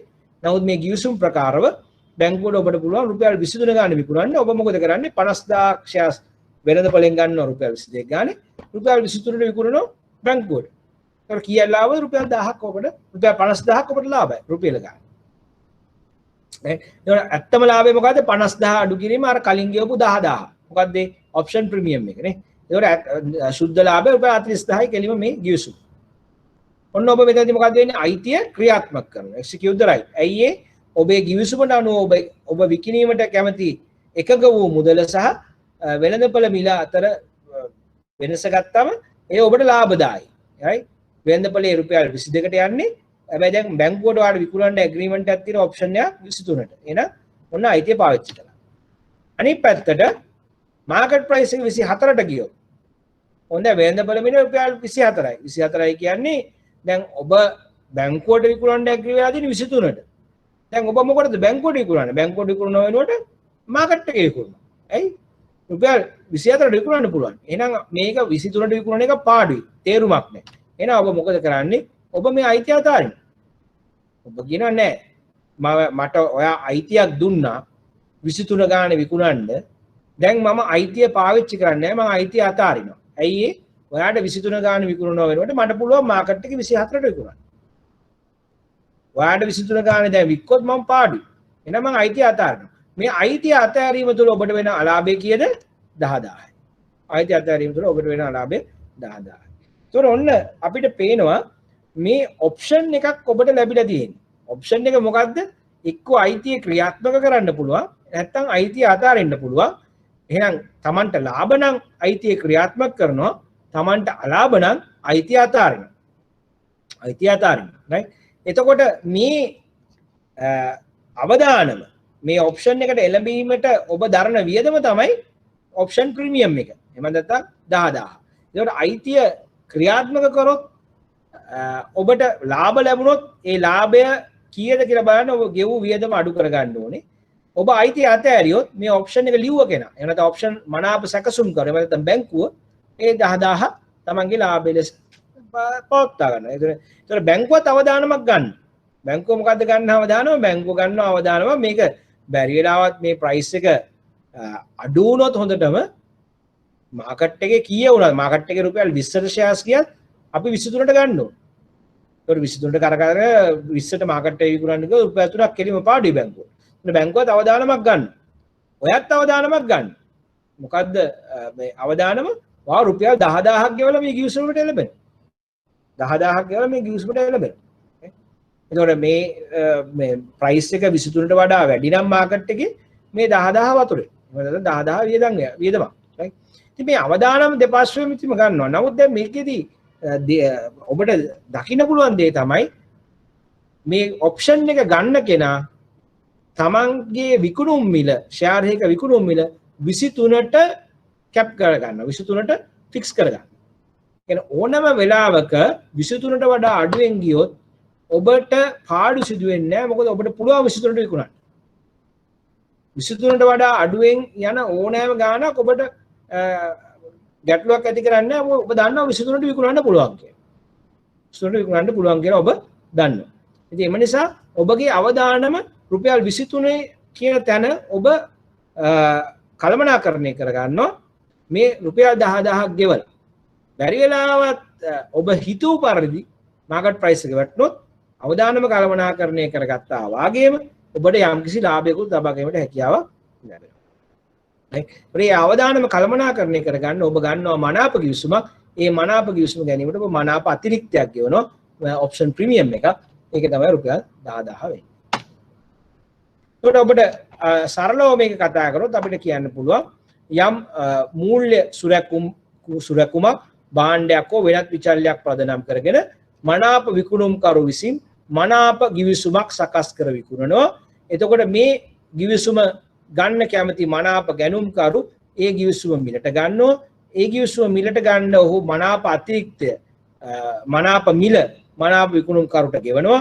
ඒ මනාප විකුණුම්කරුගේ ආදායම ඊළඟට මනාප ගැනුම්කරු අදාළ දිනේදී ගිවිසුම ක්‍රියාත්මක කිරීමට හෝ ක්‍රියාත්මක නොකිරීමට අයිතිය ලබා ගන්නවා. එතකොට අදාළ දිනේදී මනාප ගැනුම්කරුට ගිවිසුම වාසිදායක නම් ඔහු ගිවිසුම ක්‍රියාත්මක කරනවා. තමන්ගේ අයිතිය ක්‍රියාත්මක කරනවා. මනාප ගැනුම්කරුට එදවසේ මේ අවාසිදායක නම් ඔහුගේ අයිතිය අතහරිනවා. මේක තමයි ඔන්න සරල ක්‍රියාකාරීත්වය. දැන් මේ මනාප ගිවිසුම් ගත්තම ප්‍රධාන වශයෙන් කොටස් දෙකක් අපිට හඳුනා ගන්නට පුළුවන්. ඇමරිකන් මනාප ගිවිසුම් සහ යුරෝපීය ගිවිසුම්. එතකොට ඇමරිකන් මනාප ගිවිසුම් ගත්තම ගිවිසුම් කල් පිරෙන දින තෙක් ඕනෑම වේලාවක ගිවිසුම ක්‍රියාත්මක කිරීමට අවසර ලැබෙනවා. යුරෝපීය ගිවිසුමක් ගත්තොත් ගිවිසුම කල් පිරෙන දින පමණක් ගිවිසුම ක්‍රියාත්මක කිරීමට අවසර ලැබෙනවා. එතකොට ඇමරිකන් මනාප ගිවිසුම කල් පිරෙන දින තෙක් ඕනෑම වේලාවක ගිවිසුම ක්‍රියාත්මක කිරීමට අවසර ලැබෙනවා. යුරෝපීය ගිවිසුම් කල් පිරෙන දින පමණක් ක්‍රියාත්මක කිරීමට අවසර ලැබෙනවා. මේක තමයි ඇමරිකන් ඔප්ෂන් සහ යුරෝපියන් ඔප්ෂන් අතර තිබෙනා වූ වෙනස. දැන් අපි මෙච්චර කාල ඔප්ෂන්ස් දැන් අපි කතා කරා කීපයක්. මොකද කතා කරේ ෆෝවර්ඩ් කතා කරා. ඊළඟට ෆියුචර්ස් කතා කරා. ඊළඟට ස්වැප්ස් කතා කරා. ඊළඟට ඔප්ෂන්ස් කතා කරා. right? එතකොට මේ ඊළඟට අපිට තියෙනවා තව ඩිරිවේටිව්ස් වර්ගයක් සබ්ස්ටේෂන් කියලා. කියන්නේ ස්වැප් එකයි ඔප්ෂන්ස් වල එකතුවක් සබ්ස්ටේෂන් කියලා. දැන් මෙතනදී වෙන්නේ බය ගිවිසුමකට එළඹෙනවා ගිවිසුමක් ගන්නවා. මේ ගිවිසුම හරහා ඔහුට කරන්සි ස්වැප් එකකට යම් කිසි ස්වැප් එක හුවමාරුවක් සඳහා අයිතිය ලැබෙනවා. නමුත් ඔහු බැඳීමකට ලක් වෙන්නේ නැහැ. දැන් අපිට පෙර කතා කරපු මතකද ඔබට ඉන්ට්‍රස්ට් රේට් ස්වැප් එකක් ගැන අපි කතා කරා. මේ ඉන්ට්‍රස්ට් රේට් ස්වැප් එකේදී අපි දැක්කා ඔබ බැඳීමකට ලක් වෙනවානේ. යම්කිසි බැඳීමකට ලක් වුණා මේක අනිවාර්යයෙන්ම මේ දවසේ ස්වැප් එක කරන්න ඕනේ. මේක කියන දේ කරන්න ඕනේ. නමුත් මෙතනදී ඔබට ස්වැප් ගිවිසුමකට එළඹෙන්න පුළුවන් බැඳීමක් නැතුව. නමුත් ඒ ස්වැප් එක ක්‍රියාත්මක කිරීමට අයිතිය ලබා ගනිමින්. right? So අපි කියනවා the buyer against the right කියන අයිතිය but not the obligation. බැඳීමක් නැහැ. To enter into a specific නිශ්චිත swap agreement හුවමාරු ගිවිසුමකට with the issuer හුවමාරු ගිවිසුම ඉෂු කරන්නා නිකුත් කරන්නා සමග on a specified future date යම් අනාගත දිනයකදී. right? එතකොට මේකෙදී ඔබට පේනවා ඔන්න ස්වැප් කොන්ට්‍රැක්ට් එකක් තමයි. නමුත් මෙතනදී ඔප්ෂන් එකක් තියෙනවා. බැඳීමක් නැහැ. අයිතිය ලබා ගන්නවා ක්‍රියාත්මක කිරීමට හෝ නොකිරීමට. දැන් ස්වැප් ගැන කතා කරද්දී අපිට පොඩි එක තව ස්වැප් වර්ගයක් ගැන කතා කරන්න බැරි වුණා. ඒ තමයි අපිට කතා කරන්න බැරි වුණා කරන්සි ස්වැප්ස් ගැන. එතකොට මේ කරන්සි ස්වැප්ස් කියන්නේ යම්කිසි විදේශ මුදලක් සහ දේශීය මුදල හෝ විදේශ මුදල් වර්ග දෙකක් අතර හෝමාරුව සිදුවීම. right? එතකොට අපි මේක උදාහරණයක් එක්කම පැහැදිලි කරගමු. එතකොට ඔබට පැහැදිලි වෙයි මොකද්ද මේ කරන්සි ස්වැප් එකක් කියලා කියන්නේ කියලා. right?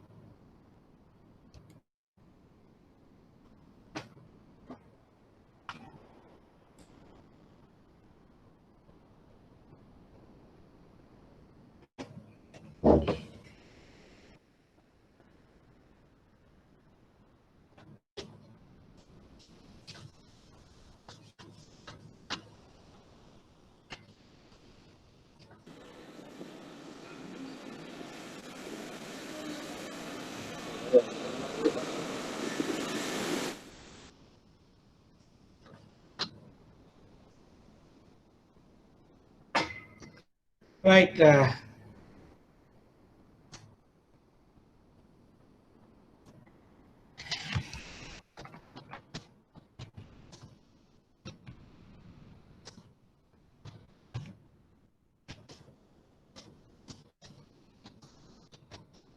මේ හැට්ටයක් යනවා මම ඔන්න ඒකට පිළිතුරක් දැම්මා නේ පිළිතුර බලන්න එතකොට ගැටලුවක් නැහැ right okay එහෙමනම් දැන් ඔබට මම හිතනවා බෝඩ් එක පේනවායි කියලා පැහැදිලිව right දැන් අපි මේ කතා කරන්න යන්නේ currency swap එකක් ගැන අපි මෙහෙම උදාහරණයක් ගමු අපි ගාව ඉන්නවා export කෙනෙක් right අපි ගාව ඉන්නවා export අපනයන කරුවෙක් නේ එක්ස්පෝර්ටර් කෙනෙක් ඉන්නවා. දැන් මේ එක්ස්පෝර්ටර් භාණ්ඩ විකුණනවා අපි හිතමු US වල ඉන්න USA වල ඉන්න ඉම්පෝර්ටර් කෙනෙකුට.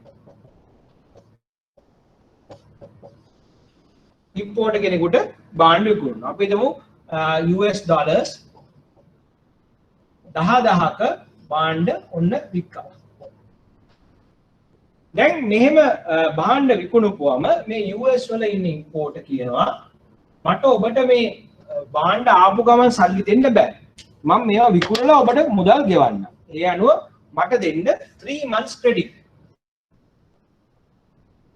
3 months credit period.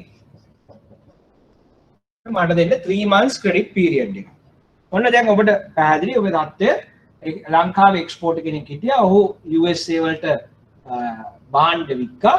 तो USA वाले इन इंपोर्ट කියනවා ඔහු මුදල් දෙන්න මාස 3කට පස්සේ 3 months credit period එකක් දෙන්න කියලා. දැන් ඔන්න ගැටලුව හරි මේ වැඩේ ඉවරයි. නමුත් දැන් මේ එක්ස්පෝර්ටර්ට ප්‍රශ්න මතුවෙනවා. මොකක්ද එක්ස්පෝර්ටර්ට මතුවෙන ප්‍රශ්න? පළවෙනි ප්‍රශ්නේ තමයි pay expenses. expenses වියදම්. මොකක්ද expenses කියන්නේ? salary නේ.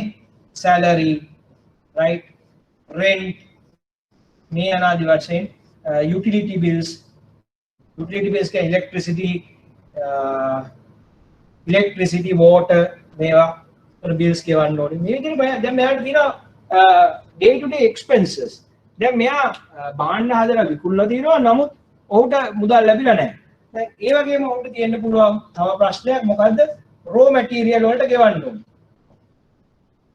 raw material අපි හිතමු ඔහුට මේ raw material හම්බෙලා තියෙන්නේ මේ යුරෝපයෙන් කියන. ඒකට ඔහුට යූරෝ ගෙවන්න ඕන. දැන් ඔහු ගාව යූරෝ නැහැ. දැන් ඔහුට යූරෝ ගෙවන්න ඕන. මේකට ඔන්න LKR ගෙවන්න වෙන්නේ නේ. මේවට LKR rupees ශ්‍රී ලංකන්. දැන් මේ ඩොලර් තාම ඇවිල්ලා නැහැ. දැන් කොහොමද මේවා ගෙවන්නේ? දැන් ඔහුට මේවා මේ මාස 3 ඉස්සෙල්ලා ගෙවන්න ඕන. ඔහු මොකද කරන්නේ? මොහුට පුළුවන් යන්න බැංකුවක් හොයාගෙන ඒකට ඔහු ගිහලා කියනවා මේ එක්ස්පෝර්ටර් මොහු ගිහලා බැංකුවකට ගිහලා කියනවා මට ඔබත් එක්ක ස්වැප් ඇග්‍රීමන්ට් එකකට එන්න ඕන ස්වැප් ඇග්‍රීමන්ට් එකට එන්න ඕන මට අද ඕනේ රුපියල් right මට අද ඕන රුපියල් මට ඔබ දෙන්න රුපියල් ලක්ෂයක් මට රුපියල් ලක්ෂයක් දෙන්න right මේ අද today හරි අද දෙන්න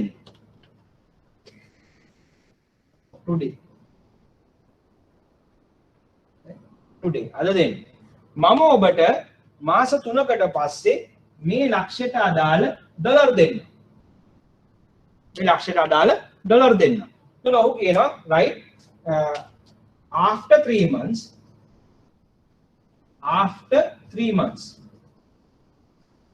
මොකද්ද ගෙවන්න එකක වෙන්නේ pay dollars pay USD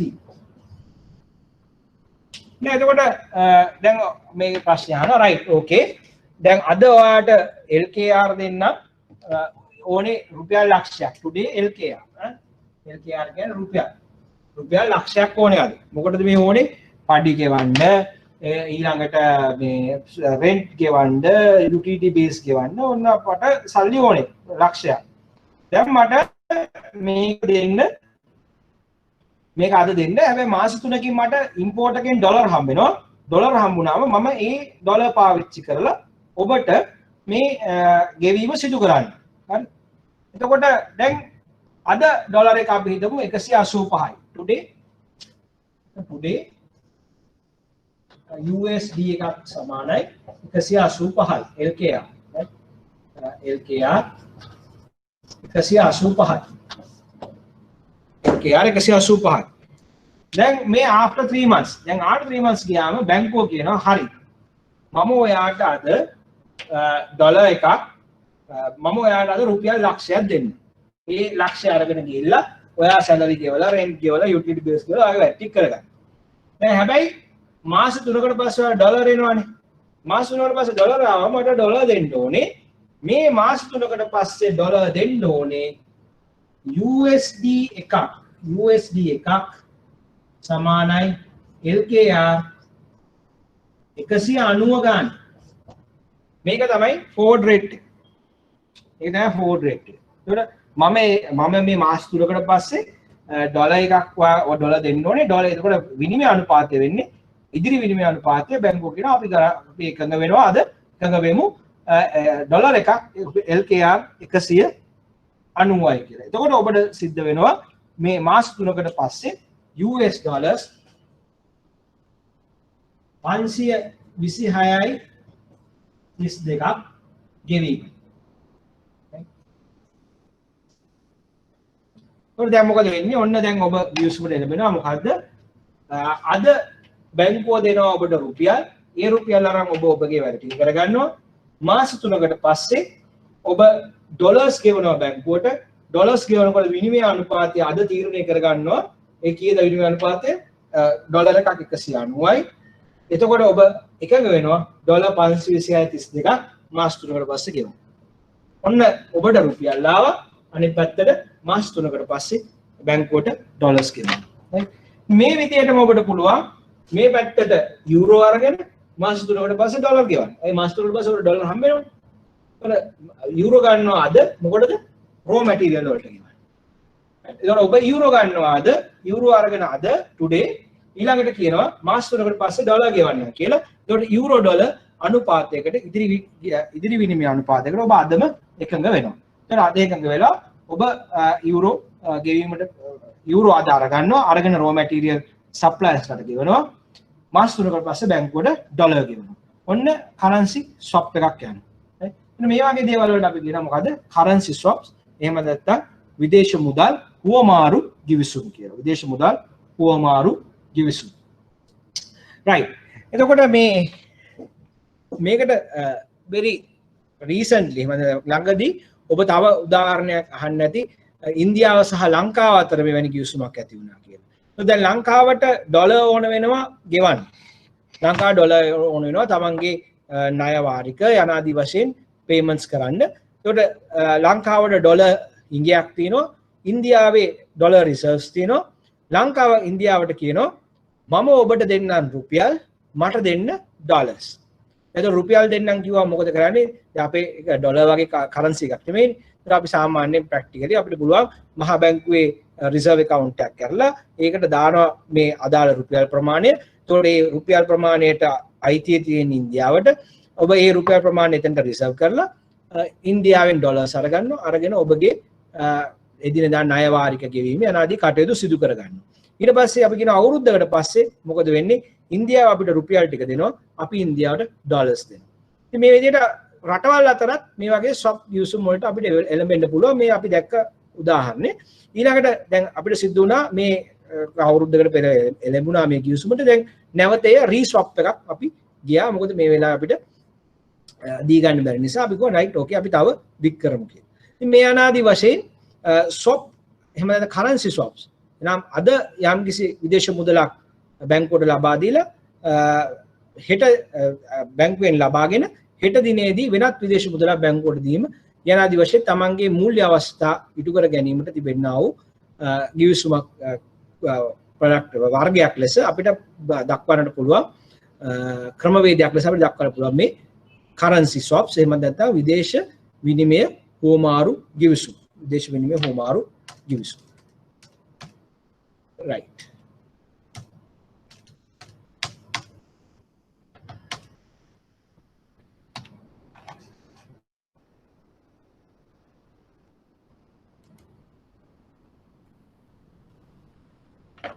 right ඊළඟට අපි මේ කතා කරා substation ගැන තමයි ඉතිසලා මේ කතා කරේ. මෙතනදිත් අපි කිව්වා මේකෙදී අපි ගිවිසුමකට එළඹෙනවා. නමුත් මේ ගිවිසුමේදී ඔබ්ලිගේෂන් එකක් එහෙම නැත්නම් බැඳීමක් වෙනුවට අයිතිය ලැබෙනවා හුවමාරුව සඳහා. හුවමාරු කිරීමට ඔප්ෂන් එකක් ලබා ගන්නවා. නමුත් ඔබ්ලිගේෂන් එකකට එළඹෙන්නේ නැහැ. මේකේ ස්වැප් එකක් සහ ඔප්ෂන් එක දෙකේම ලක්ෂණ දක්වන්න ලැබෙන නිසා අපි ස්වැප්ෂේෂන් ලෙස හඳුන්වනවා. right. දැන් ලංකාවේ තත්ත්වය ගත්තොත් ලංකාවේ ඉතා දියුණු ව්‍යුහගත මූල්‍ය වෙළඳපොළක් අපිට දක්නට ලැබෙන්නේ නැහැ. එතකොට හැබැයි 2018 දී මහා බැංකුව විසින් ලංකාවේ බැංකු වලට අවසර ලබා දුන්නා මේ ඩිරවේටිව් ප්‍රොඩක්ට් එහෙම නැත්නම් ව්‍යුත්පන්න ප්‍රොඩක්ට්ස් වලට ප්‍රොඩක්ට්ස් සෙල් කරන්න එහෙම නැත්නම් ප්‍රොඩක්ට්ස් වල බිස්නස් පටන් ගන්න. right. එතකොට Tamanට පුළුවන් මේ ඩිරවේටිව් ට්‍රාන්සැක්ෂන්ස් එහෙම නැත්නම් ව්‍යුත්පන්න ගණදුණු වලට එළඹෙන්නට බැංකු වලට. හැබැයි ඔවුන් කියා සිටියා මේ ව්‍යුත්පන්න ගණදුණු වලට එළඹෙනවා නම් ඔබ ඒ සඳහා මහා බැංකුවේ අවසරය ලබා ගත යුතුයි කියලා. ඉතින් මේ තියෙන්නේ Banking Act Direction number 4 of 2018 වලදී ලොකු අපි දැක්කා PDF එකක් ඔබට තියෙනවා වෙබ් එකේ කියලා බලන්න පුළුවන්. අපි මෙතනදී කියනවා මොකද LCBs licensed commercial banks ලියාපදිංචි වාණිජ බැංකු which intend to engage in financial derivative transactions මූල්‍ය ව්‍යුත්පන්න ගණදුණු වලට සඳහා එළඹීමට බලාපොරොත්තු වන්නේ නම් shall notify its interest prior to the commencement of the initial transaction to the director bank supervision. එතකොට ගණදුණුවට එළඹීමට ප්‍රථම director bank supervision වෙත එම උනන්දුව ඒ කරන බව ඔබ දැනුම් දිය යුතුයි with a copy to the director of international operations department of the central bank of Sri Lanka. right. එතකොට මේ license specialized bank විශේෂිත බැංකු shall obtain the written approval of director bank supervision to engage in each derivative. දැන් මෙතනදී අපි සරලව මේක ගත්තොත් එහෙම දැන් ලංකාවේ බැංකු වලට මේ මූල්‍ය ව්‍යුත්පන්න ගණදුණු වලට එළඹීම සඳහා අවශ්‍ය අවසරය ලබා දී තිබෙනවා. නමුත් මේ මූල්‍ය ව්‍යුත්පන්න ගණදුණු වලට නිරත වීමට ප්‍රථම ඔවුන් Taman කුමනාකාරයේ ගණදුණු වලට එළඹෙනවාද සහ ඒ විස්තර ඇතුළත් කරලා මහා බැංකුවට ලියලා මහා බැංකුවෙන් අවසරයක් ලබා ගත යුතුයි. එසේ මහා බැංකුවෙන් අවසරයක් ලබා ගැනීමෙන් පසුව දැන් ලංකාවේ බැංකු වලට පුළුවන් මේ ව්‍යුත්පන්න ගණදුණු සඳහා එළඹීමට ඒවායේ කටයුතු සිදු කිරීම. නමුත් මතක තියාගන්න ඒ සඳහා ඔබ ගණදුණු වලට එළඹීමට ප්‍රථම අවසර ලබා ගත යුතුයි. ඒ ඔබට පුළුවන් මේ සම්බන්ධ සම්පූර්ණ ඩිරෙක්ෂන් එක වෙබ් එකෙන් ඩවුන්ලෝඩ් කරලා එහෙම නැත්නම් මහා බැංකු වෙබ්සයිට් එකට ගිහිල්ලා කියවා බලන්න. දැන් මෙතෙක් වෙලා අපි කතා කරේ මූල්‍ය ව්‍යුත්පන්න සම්බන්ධයෙන්. ඔබ දන්නවා මේ පිළිබඳව දිගින් දිගටම ප්‍රශ්න අහනවා අපේ පාස් පේපර්ස් වල. ඒ නිසා ඔබට මේ අපි කතා කරපු දේවල් පිළිබඳව දැනීම තබා ගැනීම අවශ්‍ය වෙනවා.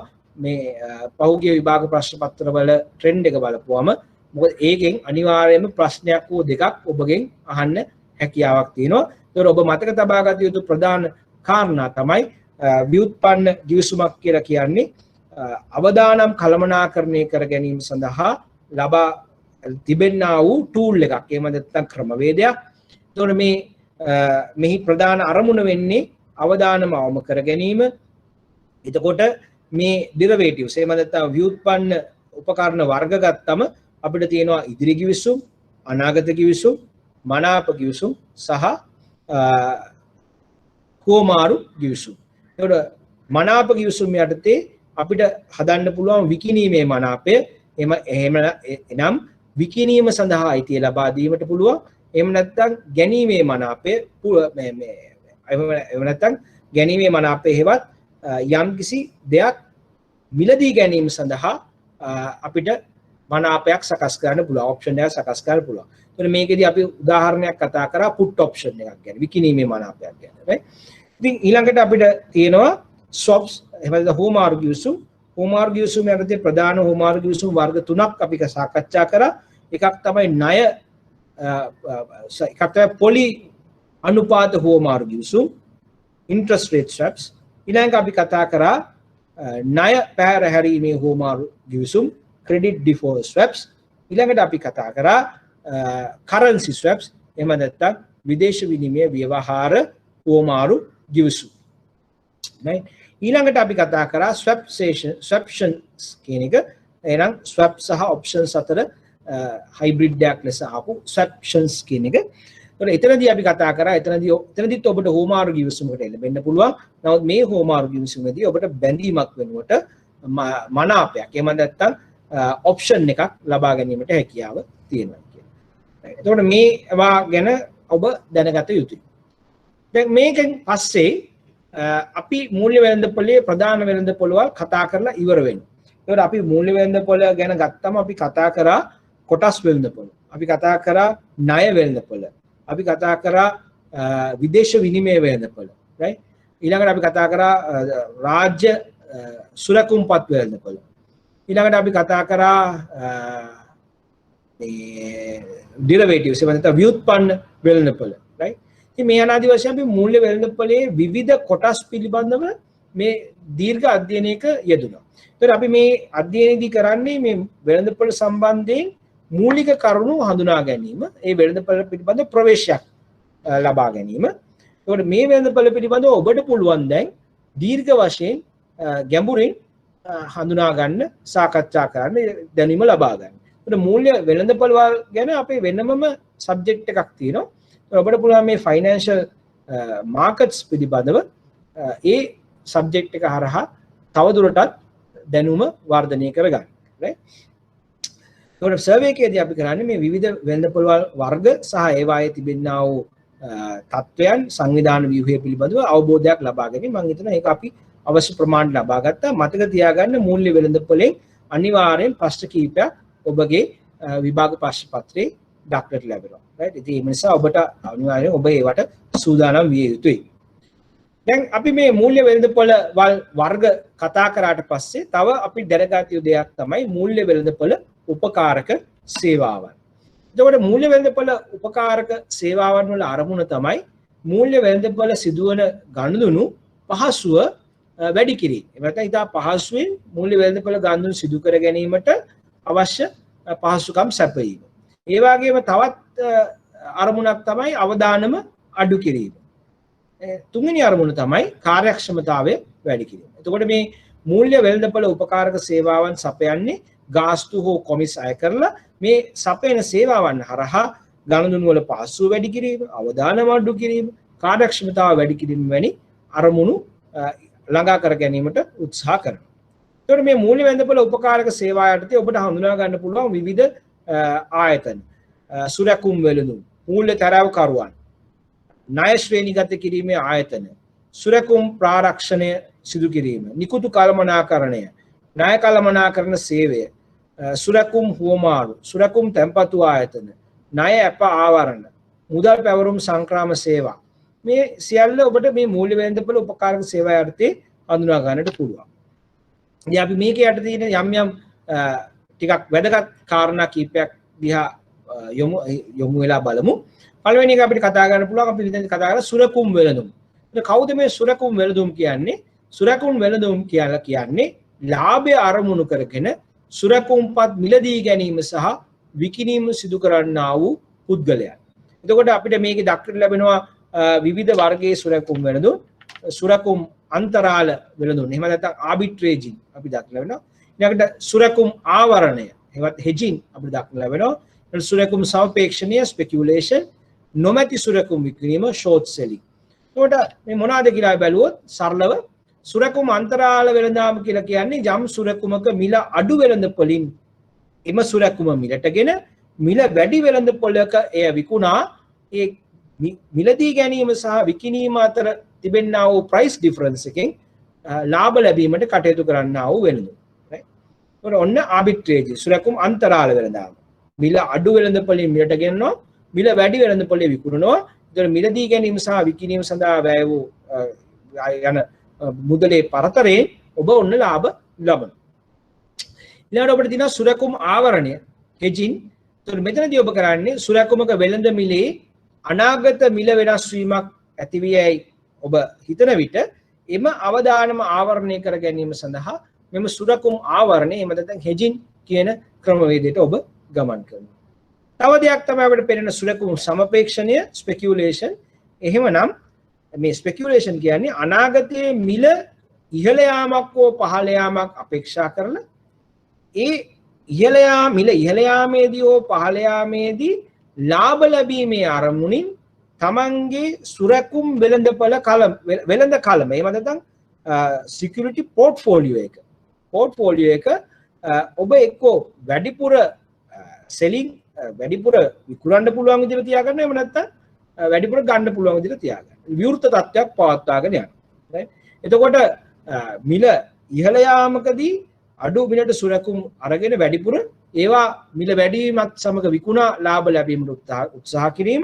එහෙම නැත්නම් මිල පහළ යාමක් අපේක්ෂා කරනවා නම් දැනට තියෙන සුරකුම්පත් විකුණා මේ අද මිලට විකුණා පසු කාලයේ මිල පහළ වැටුනම ඒවා නැවත ලබා ගැනීමට කටයුතු කිරීම මේදී ඔබ සිදු කරනවා ස්පෙකියුලේෂන්ස් වලදී. එතකොට මෙතනදී මේ ඔබගේ සුරකුම් කලඹ ඕපන් පොසිෂන් එහෙම නැත්නම් විවෘත තත්ත්වයක් පවත්වා ගැනීම සිදු කිරීම දක්නට ලැබෙනවා.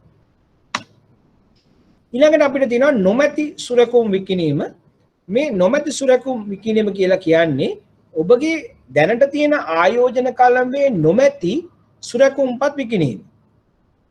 එතකොට මේ දැන් ඔබ කියනවා අද මම අද විකුණුවායි කියලා ට්‍රෙෂරි බිල්ස් 1000. දැන් මගේ සුරකුම්පත් කලඹේ ට්‍රෙෂරි බිල්ස් 1000ක් නැහැ. මම 1000ක් නැති වුණාට මම අද ගිවිසුමකට එළඹෙනවා 1000ක් විකුණන්න. ඇයි ඔබ මේ වගේ ඒවට එළඹෙන්නේ? ඔබ හිතනවා දැන් අද ගිවිසුමකට එළඹුණොත් අද තියෙන ප්‍රයිස් එක විකුණන්න පුළුවන්. නමුත් ඔබ හිතනවා අනාගතයේදී මේ සුරකුම්පතේ මිල පහළයයි කියලා. මිල පහළ ගියාම ඔබ අද වැඩි මිලට විකුණන්න එකඟ වුණා නම් ඔන්න ඔබට වාසිදායකයි. ඒතර අපි හිතමු ඔබ ටක් ගාලා අද ගිවිසුමක් ගහ ගන්නවා මාසෙකින් ට්‍රෙෂරි බිල්ස් 1000ක් විකුණන්න පුද්ගලයෙකුට. හැබැයි මේ වෙලාවේ ඔබ ගාව ට්‍රෙෂරි බිල්ස් නැහැ. ඔබේ සුරකුම්පත් කලඹේ ඔබ හිතනවා ට්‍රෙෂරි බිල්ස් වල මිල පහළයයි කියලා. ඉතින් ඔබ මොකද කරන්නේ? ඔබ මේ ගිවිසුමට එළඹෙනවා. දැන් ඔබ ගාව නැහැ. දැන් ඔබ මොකද කරන්න ඕනේ? දැන් මේ ගිවිසුම ඕන කරන්න බෑ. ඕන කරන වෙලාවට ඔබට පුළුවන් එක්ක වෙනත් පුද්ගලයෙකුගෙන් ට්‍රෙෂරි බිල් 1000ක් ණයට අරගෙන අනිත් පුද්ගලයාට දෙන්න. එහෙම නැත්නම් ඒ අදාළ දවසේ මාකට් එකෙන් මිලට අරගෙන අර පුද්ගලයාට දෙන්න. එතකොට අදාළ දවස් වෙනකොට මිල පහළ බහැලා නම් ඔබ අඩු මිලට තමයි අරගන්නේ. අරගෙන අර කලින් එක ගෝ වැඩි මිලට ලබා දෙනවා. එතකොට වර්තමානයේ වැඩි මිලට සුරකුම් විකිණීමට එකඟ වී නුදුරු අනාගතයේදී අඩු මිලට වෙළඳපොළින් එම සුරකුම් මිලටගෙන එකඟ වූ පරිදි වැඩි මිලට විකුණා ලාභ ලැබීමට බලාපොරොත්තු වෙනවා. සුරකුමක් ණයටගෙන එය අද වැඩි මිලට විකුණා ඉදිරියේදී සුරකුම් මිල අඩු වුණාම වෙළඳපොළෙන් අඩු මිලට ඒ සුරකුම මිලට අරගෙන සුරකුම් ණය ගෙවා දානවා. ඔබ අද ණයට ගන්නවා සුරකුම ගන්නේ මම මාසෙකින් දෙන්නම් කියලා මේ සුරැකුම් අරගෙන වැඩි මිලට විකුණනවාද? තියන් ඉන්නේ නැහැ විකුණනවා. ඊට පස්සේ මාසෙකින් ඔබ බලාපොරොත්තු වෙස අඩු වුණාම ඔබ මොකද කරන්නේ? මාකට් එකෙන් අරගෙන අර ණය ගෙවලා දානවා. ටෙස්ට් බිස් 1000ක් ගත්තම 1000 ආපහු දෙනවා. දැන් දෙන්නේ මොකද? අඩු මිලට අරගෙන. එතකොට මේ අනාගතයේදී සුරැකුම් මිල පහළ යාමට හේතු විය හැකි බැවින් සහ මේ සුරැකුම් සඳහා ඇති ඉල්ලුම සැපයීමට බලපෑම් ඇති කළ හැකි බැවින් මේ එත හොඳ තත්ත්වයක් නෙමෙයි හැබැයි. ඉතින් මේ නමුත් මේ ෂෝට් සෙලින් නොමැති සුරැකුම් විකිණීම අපිට වෙළඳපොලේ දක්නට ලැබෙනවා. ඊළඟට අපිට තියෙනවා මූල්‍ය තරවකාර සේවය. මූල්‍ය තරවකාර කියන ෆයිනෑන්ෂල් බ්‍රෝකරින්. මෙතනදී සිදුවෙන්නේ ගැනුම්කරුවන් සහ විකුණුම්කරුවන් එක්කර ගනුදෙනුවක් සිදු කිරීම සඳහා අතරමැදියෙකු ලෙස සේවය ලබා දෙනවා. ඒතකොට කොටස් අන්තර්බැංකු ණය සහ උමාරු වල වෙළඳාම් කරන සුරැකුම් මූල්‍ය තරවකරුවන් හරහා තමයි ගනුදෙනුව සිදු වෙන්නේ. ඒතකොට මේ ගනුදෙනුව සිදු වුණාම ඒ ගනුදෙනුවේ වටිනාකමේ ප්‍රතිශතයක් මොවුන් විසින් ලබා ගන්නවා තමන්ගේ කොමිස් එක හැටියට. එතකොට අපි විතර පේනවා ගැනුම්කරුවෝ ඉන්නවා වෙළඳපොලේ මිලට ගන්න කැමති සුරැකුම් ප්‍රමාණය සහ මිල ඔවුන් දන්වනවා මූල්‍ය තරවකරුවන්. එතකොට මොන මූල්‍ය තරවකරුවෝ ගාව ඉන්නවා ගැනුම්කරුවෝ පිරිසක් සුරැකුම් මිලට ගන්නට කැමති යම්කිසි ප්‍රමාණයක් යම් මිලකට. එහා පැත්තේ විකුණුම්කරුවෝ ඉන්නවා මොවුන් සුරැකුම් විකුණන්නට කැමති. එතකොට මොවුන් දැනුම් දෙනවා සුරැකුම් විකිණීමට කැමති ප්‍රමාණය සහ මිල. right? විකිණීමට කැමති ප්‍රමාණය සහ මිල මූල්‍ය තරවකරුවන්ට දැනුම් දෙනවා. එතකොට මූල්‍ය තරවකරුවෝ දන්නවා ඔන්න විකුණුම්කරුවෝ ඉන්නවා මේගොල්ලෝ මේ ගානට විකුණන්න කැමති මෙච්චර ප්‍රමාණයක්. මේ පැත්තේ ගැනුම්කරුවෝ ඉන්නවා මේගොල්ලෝ සුරැකුම් මෙච්චර ප්‍රමාණයක් ගන්න කැමති මෙන්න මේ මිලට. එතකොට දැන් මෙන්න ඔහුට දෙපැත්තේම ඉන්ෆර්මේෂන් තියෙනවා තොරතුරු තියෙනවා. මොහු මොකද කරන්නේ? ගැනුම්කරුවන් සහ විකුණුම්කරුවන් සම්බන්ධ කරනවා. සම්බන්ධ කරලා ගැළපෙන ගැනුම්කරුවන් සහ විකුණුම්කරුවන් සම්බන්ධ කරලා ගනුදෙනුව සිදු කරන්න ඉඩ දෙනවා. මේක කරනවාට මෙයා ගාස්තුවක් අය කරනවා මේ මැද ඉඳලා. එතකොට මෙයාගේ වටිනාකම තමයි මෙයා නැත්තම් මේ විකුණුම්කරුවන්ට තනියම ගැනුම්කරුවෝ හොයන්න වෙනවා ලොකු එෆර්ට් එකක් දාලා. දැන් විකුණුම්කරුවට තියෙන්නේ මෙයා එක්ක කතා කරන්න විතරයි. එතකොට මෙයා කැමති ගනුදෙනුව සුදුසු ගැනුම්කරුවෙක් මෙයා හොයලා දෙනවා. එතකොට මේක මේ විකුණුම්කරුගේ කාලය හා ශ්‍රමය ඉතුරු වෙන්නා වූ වැඩක්. කාර්යක්ෂමතාවය වැඩි වෙනවා. ඒ නිසා මේ මූල්‍ය කරුවන් කාර්යක්ෂමව සුරැකුම් ගනුදෙනු කිරීම සඳහා උපකාරී වෙනවා. ඒ උපකාරී වෙන මොවුන් මේ සඳහා ගාස්තුවක් අය කර ගැනීම දක්නට ලැබෙනවා. මේ අනුව අපිට පේනවා මේ මූල්‍ය වෙළඳපොලේ උපකාරක සේවාවක්. ඒකට එහෙමනම් අපිට මූල්‍ය වෙළඳපොළ කියන සෙෂන් එක අද අවසන් කරන්නට පුළුවන් මේ විදිහට.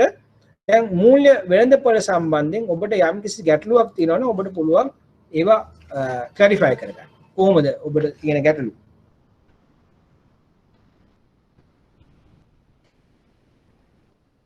කිසියම් ඒරියා එකක් ඔබට පැහැදිලි නැති වූ ඒරියා එකක් තිබෙනවා නම් අපිට කතා කරන්නට පුළුවන්.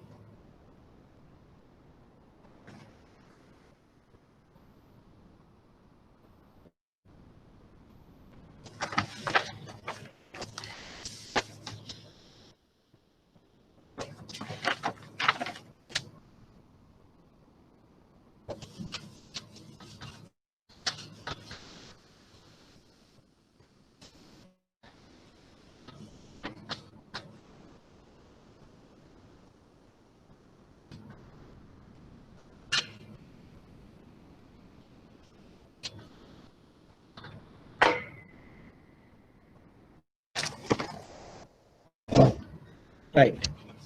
යම්කිසි ගැටලුවක් තිබෙනවද?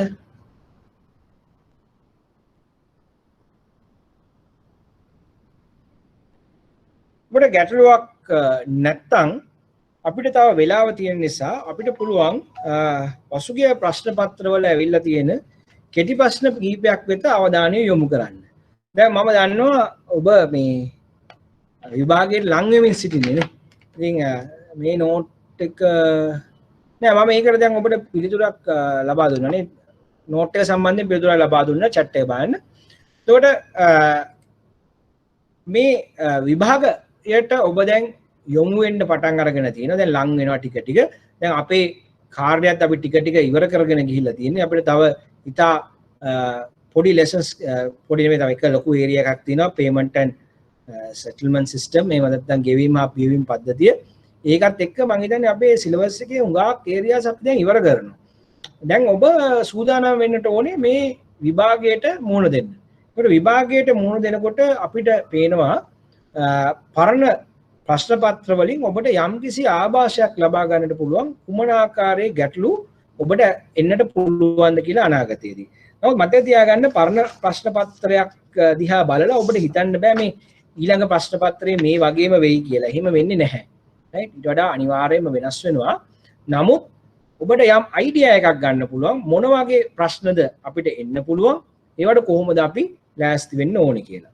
right? ඒතකොට දැන් මම හිතුවා මේ ඉදිරි පාඩම් කීපේ මම හිතන්නේ අපි ලං වෙනවනේ විභාගයට ඉදිරි පාඩම් කීපේ පසුගිය ප්‍රශ්න පත්‍රවල at least අර පළවෙනි බහුවර්ණ ප්‍රශ්න පත්‍රේවත් පොඩ්ඩක් වෙලාවක් අරගෙන සාකච්ඡා කරමු කියලා. ඒකට අපිට පුළුවන් අද පළවෙනියට මේක බලන්න. මම හිතනවා ඔබ ඉන්ස්ටිටියුට් එකට කතා කරලා පරණ ප්‍රශ්න පත්‍ර දැන් අරගත්තා නම් හොඳයි. අරගෙන ඔබ පාවිච්චි කරන්න ඕනේ. දැන් මේක විභාගෙ හුඟක් ලං වෙලා කියලා වැඩක් නැහැනේ. එතකොට ඔබ මේ ප්‍රශ්න පත්‍රයකට පිළිතුරු ලියද්දි මතක තියාගන්න ඔබගේ මාස ගානක දැනුම පැය 3ක් ඇතුළත මේ ප්‍රශ්න පත්‍රය ලියලා ඉවර කරන්න ඕනේ. ඒක නිකන් කරන්න බෑ එකපාරට ගිහිල්ලා. ඒකට ඔබට පුහුණුවක් පෙර පුහුණුවක් තිබිය යුතුයි. කොහොමද පෙර පුහුණුව ලබා ගන්නේ? මේ ප්‍රශ්න පත්‍ර වලට උත්තර ලියලා. right? පරණ ප්‍රශ්න පත්‍ර බලලා. එතකොට මේ ප්‍රශ්නම රිපීට් වෙන්න ඕනේ නැහැ. නමුත් ඔබ දන්නවා ප්‍රශ්නයක් ආවම කොහොමද පටන් ගන්නෙ කොහොමද ලියන්නේ? ඒ ආభాෂය ස්කිල් එක ඔබට ඇති වෙනවා. right? ඉතින් ඒ නිසා ඔබ දැන් සිට දැන් විභාගයේ ඔබට දැන් මේ වෙනකොට ලබාගෙන තියෙන දැනුමත් හොඳටම ඇති පාස් වෙන්න නම්. නමුත් අපි පාස් වීම නෙමෙයි අරමුණ. අපිට අවශ්‍යයි ඒකක් වගේ ගන්න ඕනේ අපි කොහොම හරි නේ. ඉතින් එහෙම ගන්න අපි දැන් සූදානම් වෙන්න ඕනේ. ඉතින් ඒක සඳහා තමයි අපි දැන් මේ ඉස්සරහට දැන් මේ ස්කිල් එක වැඩි කරගන්න යන්නේ. එතකොට මේකට මට ඔබට යම් ගයිඩන්ස් එකක් දෙන්න පුළුවන්. නමුත් මේකේ ඇත්තම කාර්යය ඔබ ගාව තියෙන්නේ. දැන් ඔබ දන්නවා පියානෝ වාදකයෙක් වෙන්න නම් පියානෝ ගහන්න ඕනේ. වයලින් වාදකයෙක් වෙන්න නම් වයලින් එක ගහන්න ඕනේ. ඒ වගේ ඔබට මේ විභාගයේ පාස් වෙන්න නම් මේ පාස් පේපර්ස් කරලා ඒ කුසලතාවය වර්ධනය කරගන්නට ඕනේ. ඉතින් අපි බලමු පොඩ්ඩක් පළවෙනි ප්‍රශ්නය විභාගයේ 2019 මාර්තු. දැන් මොනවාද මේ අහන ප්‍රශ්න ටික කියලා බලමු. මේ පළවෙනි ප්‍රශ්නේ කියලා කියන්නේ ඔබට කෙලින්ම ලකුණු 20ක් ලබා ගන්න පුළුවන් ප්‍රශ්න. දැන් මෙතනදී ඔබට එනවා බහුවර්ණ ප්‍රශ්න. පිළිතුරු දීලා පිළිතුරු 7න් වඩාත්ම නිවැරදි පිළිතුරු. මතක තියාගන්න නිවැරදි සහ වඩාත්ම නිවැරදි පිළිතුර ඔබ තෝරාගත යුතුයි. එතකොට ඊළඟට අපිට කෙටි ප්‍රශ්නත් ඔබට මේ බහුවර්ණ 5ක් විතර ඇවිල්ලා තව ඉතා කෙටියෙන් පිළිතුරු ලියන්න ප්‍රශ්න 5ක් විතර එනවා. මේ කෙටියෙන් පිළිතුරු කියන්නේ සාමාන්‍යයෙන් බලාපොරොත්තු වෙන්නේ පේලි 2ක විතර පිළිතුරක්. ලොකු ඡේදයක් නෙමෙයි. ඔබ මේකට ඡේද ලියන්න ගියොත් ඔන්න ඔබට හැකියාවක් නැහැ මේකෙන් පාස් වෙන්න. මොකද ওই වෙලාව යනවා. එම නිසා මේකට බලාපොරොත්තු වෙන්නේ සාමාන්‍යයෙන් පේලි 2ක විතර ආන්සර් එකක්. right බලමු අපි මේ ප්‍රශ්නේ මම කැමතියි ඔබ chat එකෙන් හරි මට මේවට උත්තර දෙනවා නම් පළවෙනි ප්‍රශ්නේ අහනවා මෙහෙම මින් කවරක් මූල්‍ය අතරමැදි ක්‍රියාවලියේ ප්‍රධාන කාර්යයක් වන්නේද? මූල්‍ය අතරමැදි ක්‍රියාවලිය දැන් අපිට මතකයිනේ මොකද්ද? ඉතුරුම් මේකකවල සිට හිඟ ඒකක වෙත අරමුදල් ගලා යාම සඳහා පහසුකම් සැලසීම. right එතකොට මූල්‍ය අතරමැදි ක්‍රියාවලියේ ප්‍රධාන කාර්යයක් වන්නේ කුමක්ද කියලා දැන් මේ අහන්නේ. පිළිතුරු අංක 1 මූල්‍ය අංශයේ ස්ථායීතාවය පවත්වාගෙන යාම. පිළිතුරු අංක 2 මූල්‍ය පරස්පරයන් ප්‍රවර්ධනය කිරීම. පිළිතුරු අංක 3 පරිණති පරිණාමණය maturity transformation. පිළිතුරු අංක 4 මූල්‍ය ගනුදෙනු පිරිවැය නොවෙනස්ව පවත්වා ගැනීම. මොකද හිතන්නේ? මොකක්ද ආන්සර් කියලා හිතන්නේ? ඔව් මට ආන්සර් 3 සාමර 3 කිව්වා අවින්දි 3 කියලා දාලා තියෙනවා. අනික අය මොකද හිතන්නේ? right. අනික අය 3 කියලා හිතනවා. right. ඔබ හරියටම හරි ඉතාමත් සතුටුයි ආන්සර් එක ටක් ගාලා දීපු එකට. ඒතර අපි දන්නවා මූල්‍ය අතරමැදිකරණේ කාර්යයන් කීපයක් අපි කතා කරානේ. මත ඉතුරු මේක රාශී කිරීම, පරිණත කාල පරිණාමණය, අවදානම එක්තැන් කිරීම යන ආදී කාර්යයන් කතා කරා. මේක යටතේ අපි කිව්වා මේ මූල්‍ය අතරමැදියාගේ ප්‍රධානතම කාර්යභාරයක් තමයි මොකද්ද? මේ maturity transformation හෙවත් පරිණති කාල පරිණාමණය කියන එක. එතකොට බැංකු විසින් මේ සිදු කරනවා. ඒ හරහා තමයි බැංකු වලට පුළුවන් වුණේ කොහොමද කෙටි කාලීන ඩිපොසිට් අරගෙන දිගු කාලීන ණය ලබා දීම. right? එහෙමනම් මූල්‍ය අතරමැදිකරණයේ ප්‍රධාන කාර්යයක් වන්නේ කවරක්ද? පරිණති කාල පරිණත පරිණාමණය maturity transformation. දෙවෙනි ප්‍රශ්නය. නීතියෙන් ස්ථාපිත කර මහ බැංකුවක් විසින් නිකුත් කරන ලද ඩිජිටල් ව්‍යවහාර මුදල් හඳුන්වන්නේ කෙසේද? ඩිජිටල් ව්‍යවහාර මුදල් හඳුන්වන්නේ කෙසේද? පළවෙනි එක කියනවා අප්‍රකාශිත විද්‍යුත් මුදල් cryptocurrencies. දෙවෙනි එක කියනවා ඩිජිටල් ආඥාපති ව්‍යවහාර මුදල් digital fiat currencies. තුන්වෙනි එක කියනවා bitcoin. හතරවෙනි එක කියනවා ව්‍යවහාර මුදල් නෝට්ටු සහ කාසි. දෙවෙනි එක චාමර කියනවා 2 කියලා. අනික එක කොහොමද?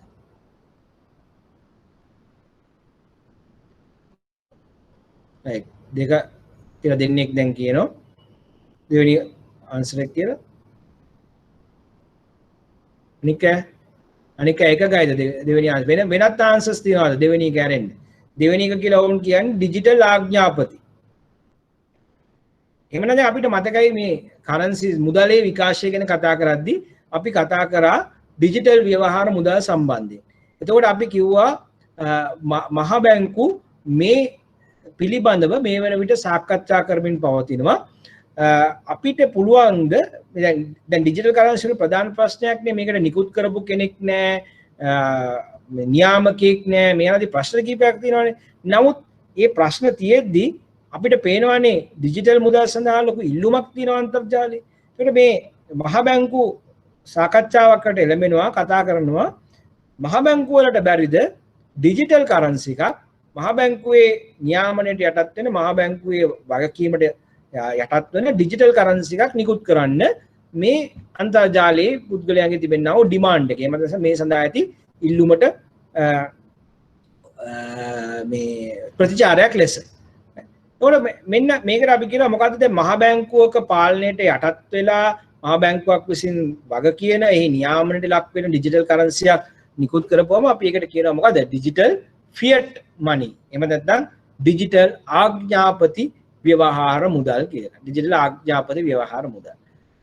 මතක තියාගන්න මෙය දැනට මහ බැංකුව විසින් එක්ස්ප්ලෝර් කරගෙන යන ඔප්ෂන් එකක්. නමුත් මේ වෙනතෙක් අපිට ඒක දක්නට ලැබෙන්නේ නැහැ. ඊළඟට ශ්‍රී ලංකාවේ ව්‍යාපාරික අංශයේ ණය සුරකුම්පත් වෙළඳපොළ නියාමනය කරනු ලබන්නේ. ශ්‍රී ලංකාවේ ව්‍යාපාරික අංශයේ ණය සුරකුම්පත් වෙළඳපොළ නියාමනය කරනු ලබන්නේ. මොකද්ද? ශ්‍රී ලංකා මහ බැංකුව, කොළඹ ව්‍යාපාර වස්තු හෝමාරුව, ශ්‍රී ලංකා සුරකුම්පත් හා විනිමය කොමිෂන් සභාව, ලංකා සිකියුර්. පළවෙනි උත්තරය ශ්‍රී ලංකා මහ බැංකුව, ශ්‍රී ලංකා සුරකුම්, දෙවෙනි උත්තරය කොළඹ ව්‍යාපාර වස්තු හෝමාරුව, තුන්වෙනි උත්තරය ශ්‍රී ලංකා සුරකුම්පත් හා විනිමය කොමිෂන් සභාව, හතරවෙනි උත්තරේ ලංකා සිකියුර් ආයතනය.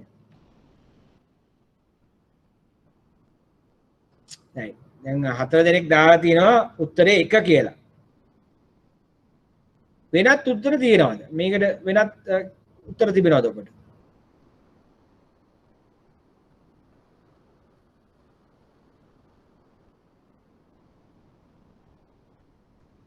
right. වෙන උත්තරයක් නෑ. ඔක්කොම කියන්නේ 1 කියලා. අනිත් අයත් 1 කියන එකේ තමයි ඉන්නේ නේ. එතකොට මේක ඔබ මේ දැන් වරද්දගත්තා. වැරදුනේ ඇයි කියලා අහුවොත් වැරදුනේ ඔබ මේ ප්‍රශ්නේ හරියට අහන් හිටපු නැති නිසා. මේ ප්‍රශ්නේ මම ඇහුවේ ශ්‍රී ලංකාවේ ණය සුරකුම්පත් වෙළඳපොළ කියලාවත් මේ රාජ්‍ය ණය සුරකුම්පත් වෙළඳපොළ එහෙම එකක් නෙමෙයි ඇහුවේ. මොකද ඇහුවේ ශ්‍රී ලංකාවේ ව්‍යාපාරික අංශේ ණය සුරකුම්පත් වෙළඳපොළ නියාමනය කරනු ලබන්නේ කවුරුන්ද කියලා. මොනවාද ඒකේ තියෙන්නේ? debentures, corporate bonds මේවනේ තියෙන්නේ. ව්‍යාපාරික ණය සුරකුම්පත් වෙළඳපොළ. එහෙමනම් මේකේ උත්තරේ වෙන්නේ ශ්‍රී ලංකා සුරකුම්පත් හා විනිමය කොමිෂන් සභාව. right? ඒතර debentures, corporate bonds මේවා සම්බන්ධයෙන් නියාමනය සිදු කරනු ලබන්නේ ශ්‍රී ලංකා සුරකුම්පත් හා විනිමය කොමිෂන් සභාව ආංශික වෙන්න ඕනේ 3 ආංශික වෙන්න ඕනේ 3 right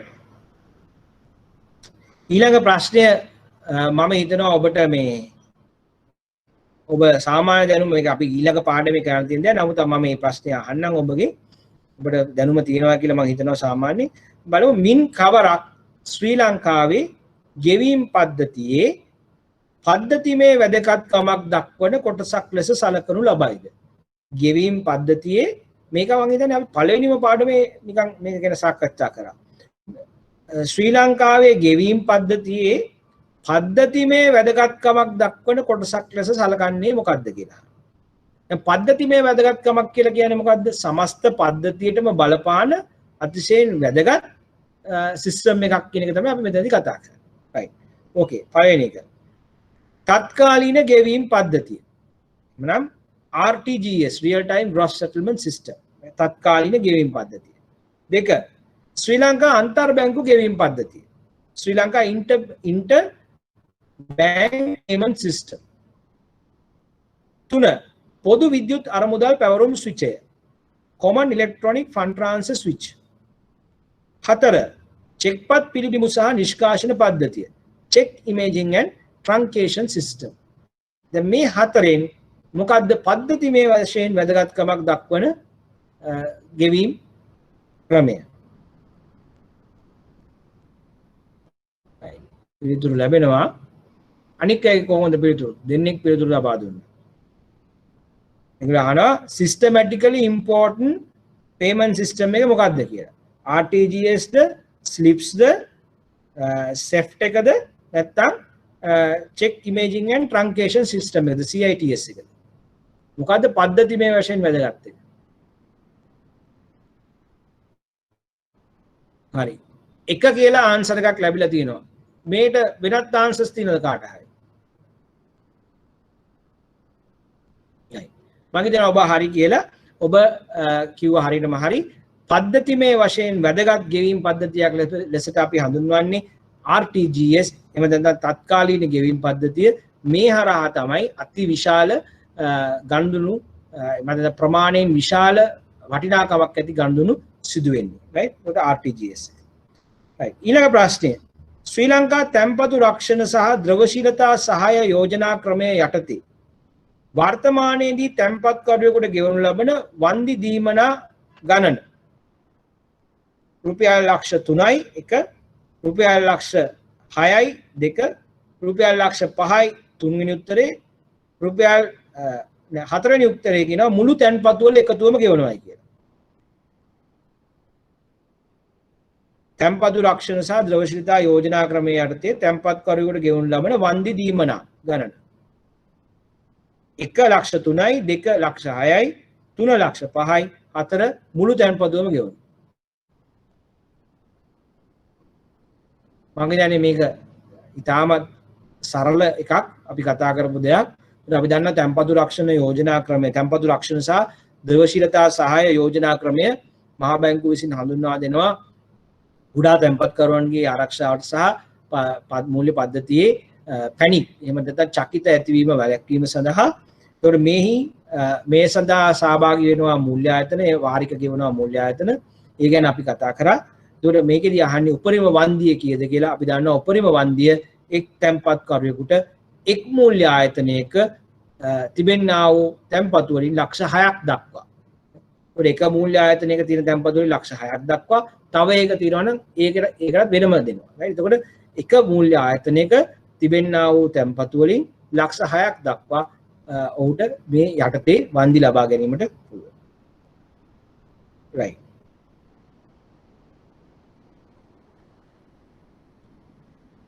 දැන් ඔන්න 8 වෙනි ප්‍රශ්නේ තියෙනවා. 8 වෙනි ප්‍රශ්නේ අහනවා ඇමරිකානු ඩොලරය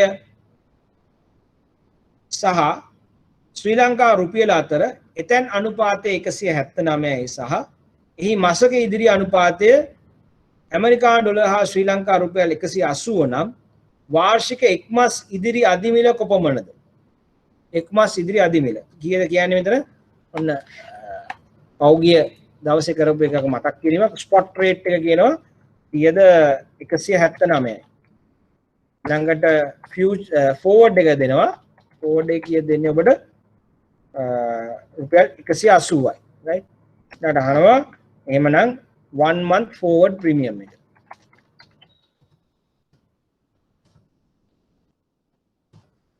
right හදන්න බලන්න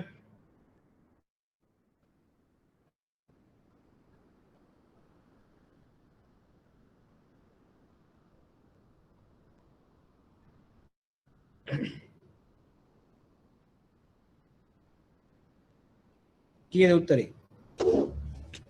මේක අපි ගිය පාරත් සාකච්ඡා කරා 180 අඩු කිරීම 179 බෙදීම 179 මාසකට නම් මාස 12කට බැලුවා වැඩි කිරීම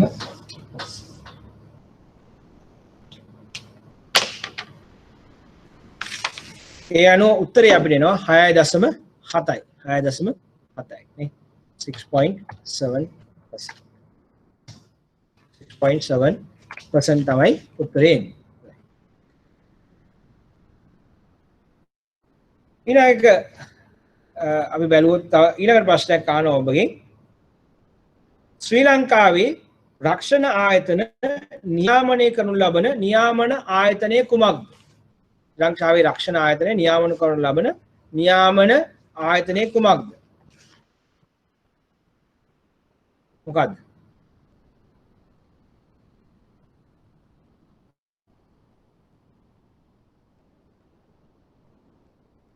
මේකට උත්තරේ වෙන්න ඕනේ ශ්‍රී ලංකා රක්ෂණ නියාමන කොමිෂන් සභාව ශ්‍රී ලංකා රක්ෂණ නියාමන කොමිෂන් සභාව. ඒතර අපි කතා කරන්නේ විවිධ නියාමකයන් සම්බන්ධයෙන් අපි කියවනේ ලංකාව බහු නියාමකයන් සිටින තැනක් කියලා ශ්‍රී ලංකා රක්ෂණ නියාමන කොමිෂන් සභාව. හරි කවින්දි ලියලා දෙනවා හරියට හරි. දැන් මේකේදී රක්ෂණ මණ්ඩලය කිව්වොත් වැරදි. මේ රක්ෂණ මණ්ඩලය කිව්වොත් ඔබට ලකුණු ලැබෙන්නේ නැහැ. ඔබ අනිවාර්යෙන් ලියන්න ඕනේ ශ්‍රී ලංකා රක්ෂණ නියාමන කොමිෂන් සභාව කියලා right උඩ ඒක තියෙනවා ඒතර ප්‍රාග්ධන වෙළඳපොළ කවුද සුරකුම්පත්තා විනිමය කොමිෂන් සභාව බැංකු ටික කවුද මාශාක මාර්ග මම මේ වගේ ලිස්ට් එකක් ඔබට දීලා ඇති මේ ලිස්ට් එක ඔබ බලන්න ඕනේ සාමාන්‍යයෙන් මේ ඒ ඒරියා එකෙන් ප්‍රශ්නයක් ඔබට එනවා ඒකට හේතුව මේ වැදගත් ඔබ දැනගත යුතුයි ලංකාවේ තිබෙනා වූ විවිධ නියාමකයන් සහ ඔවුන් විසින් නියාමනය කරන්නා වූ වෙළඳපොළවල් ආයතන සම්බන්ධයෙන් නිසා බොහෝ වෙලාවට ඔබට මේ පැත්තෙන් ප්‍රශ්නයක් සාමාන්‍යයෙන් කෙටි ප්‍රශ්නයක් ලැබෙනවා. ඉතින් ලකුණු දෙකක් ලබා ගන්න පුළුවන් ඔබ මේ ගැන අවබෝධයක් තියෙනවා නම්. right. ඊළඟට මේ ඉතාමත් මේ පොපියුලර් ප්‍රශ්නයක් අහනවා.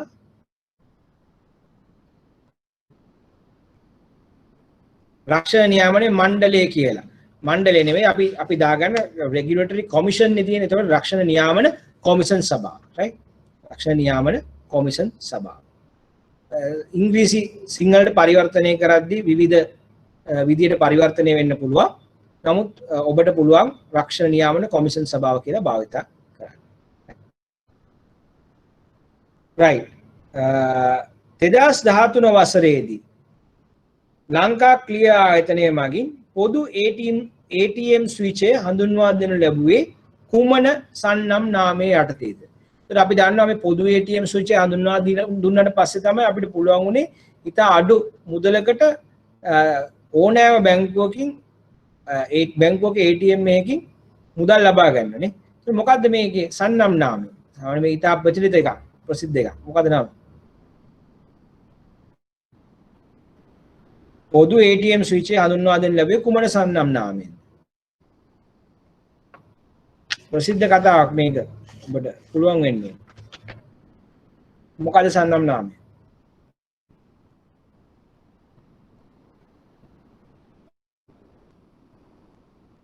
මේක අපි කරන්න තියෙන ඊළඟ පාඩමේ නමුත් සන්නම් නාමය ඉතාමත් ප්‍රචලිත එකක් මොකද ලංකාපේ කියන සන්නම් නාමයේ අර්ථය තමයි මේ පොදු ATM ස්විච් එක හඳුන්වා දෙනු ලැබුවේ right මේ පිළිබඳව සාකච්ඡා කරමු ඊළඟ එකේදී right දැන් මේ ඔබට පේනවා ඇති දැන් මේ ප්‍රශ්න කෙටි ප්‍රශ්න පළවෙනි ප්‍රශ්නේ සාකච්ඡා කරද්දී මේ ප්‍රශ්නේ කෙලින්ම ඔබට මේ ලොකු ලකුණු ප්‍රමාණයක් මේ නිකනොත් මේ වෙනකොට තියෙන ඒවායින් ගන්න පුළුවන්. දැන් අපිට උගන්වලා නැත්නම් එකම එක පාඩම ඒකෙන් තිබ්බේ ලකුණු 2 ලකුණු 4ක් විතර තමයි තිබ්බේ නේ.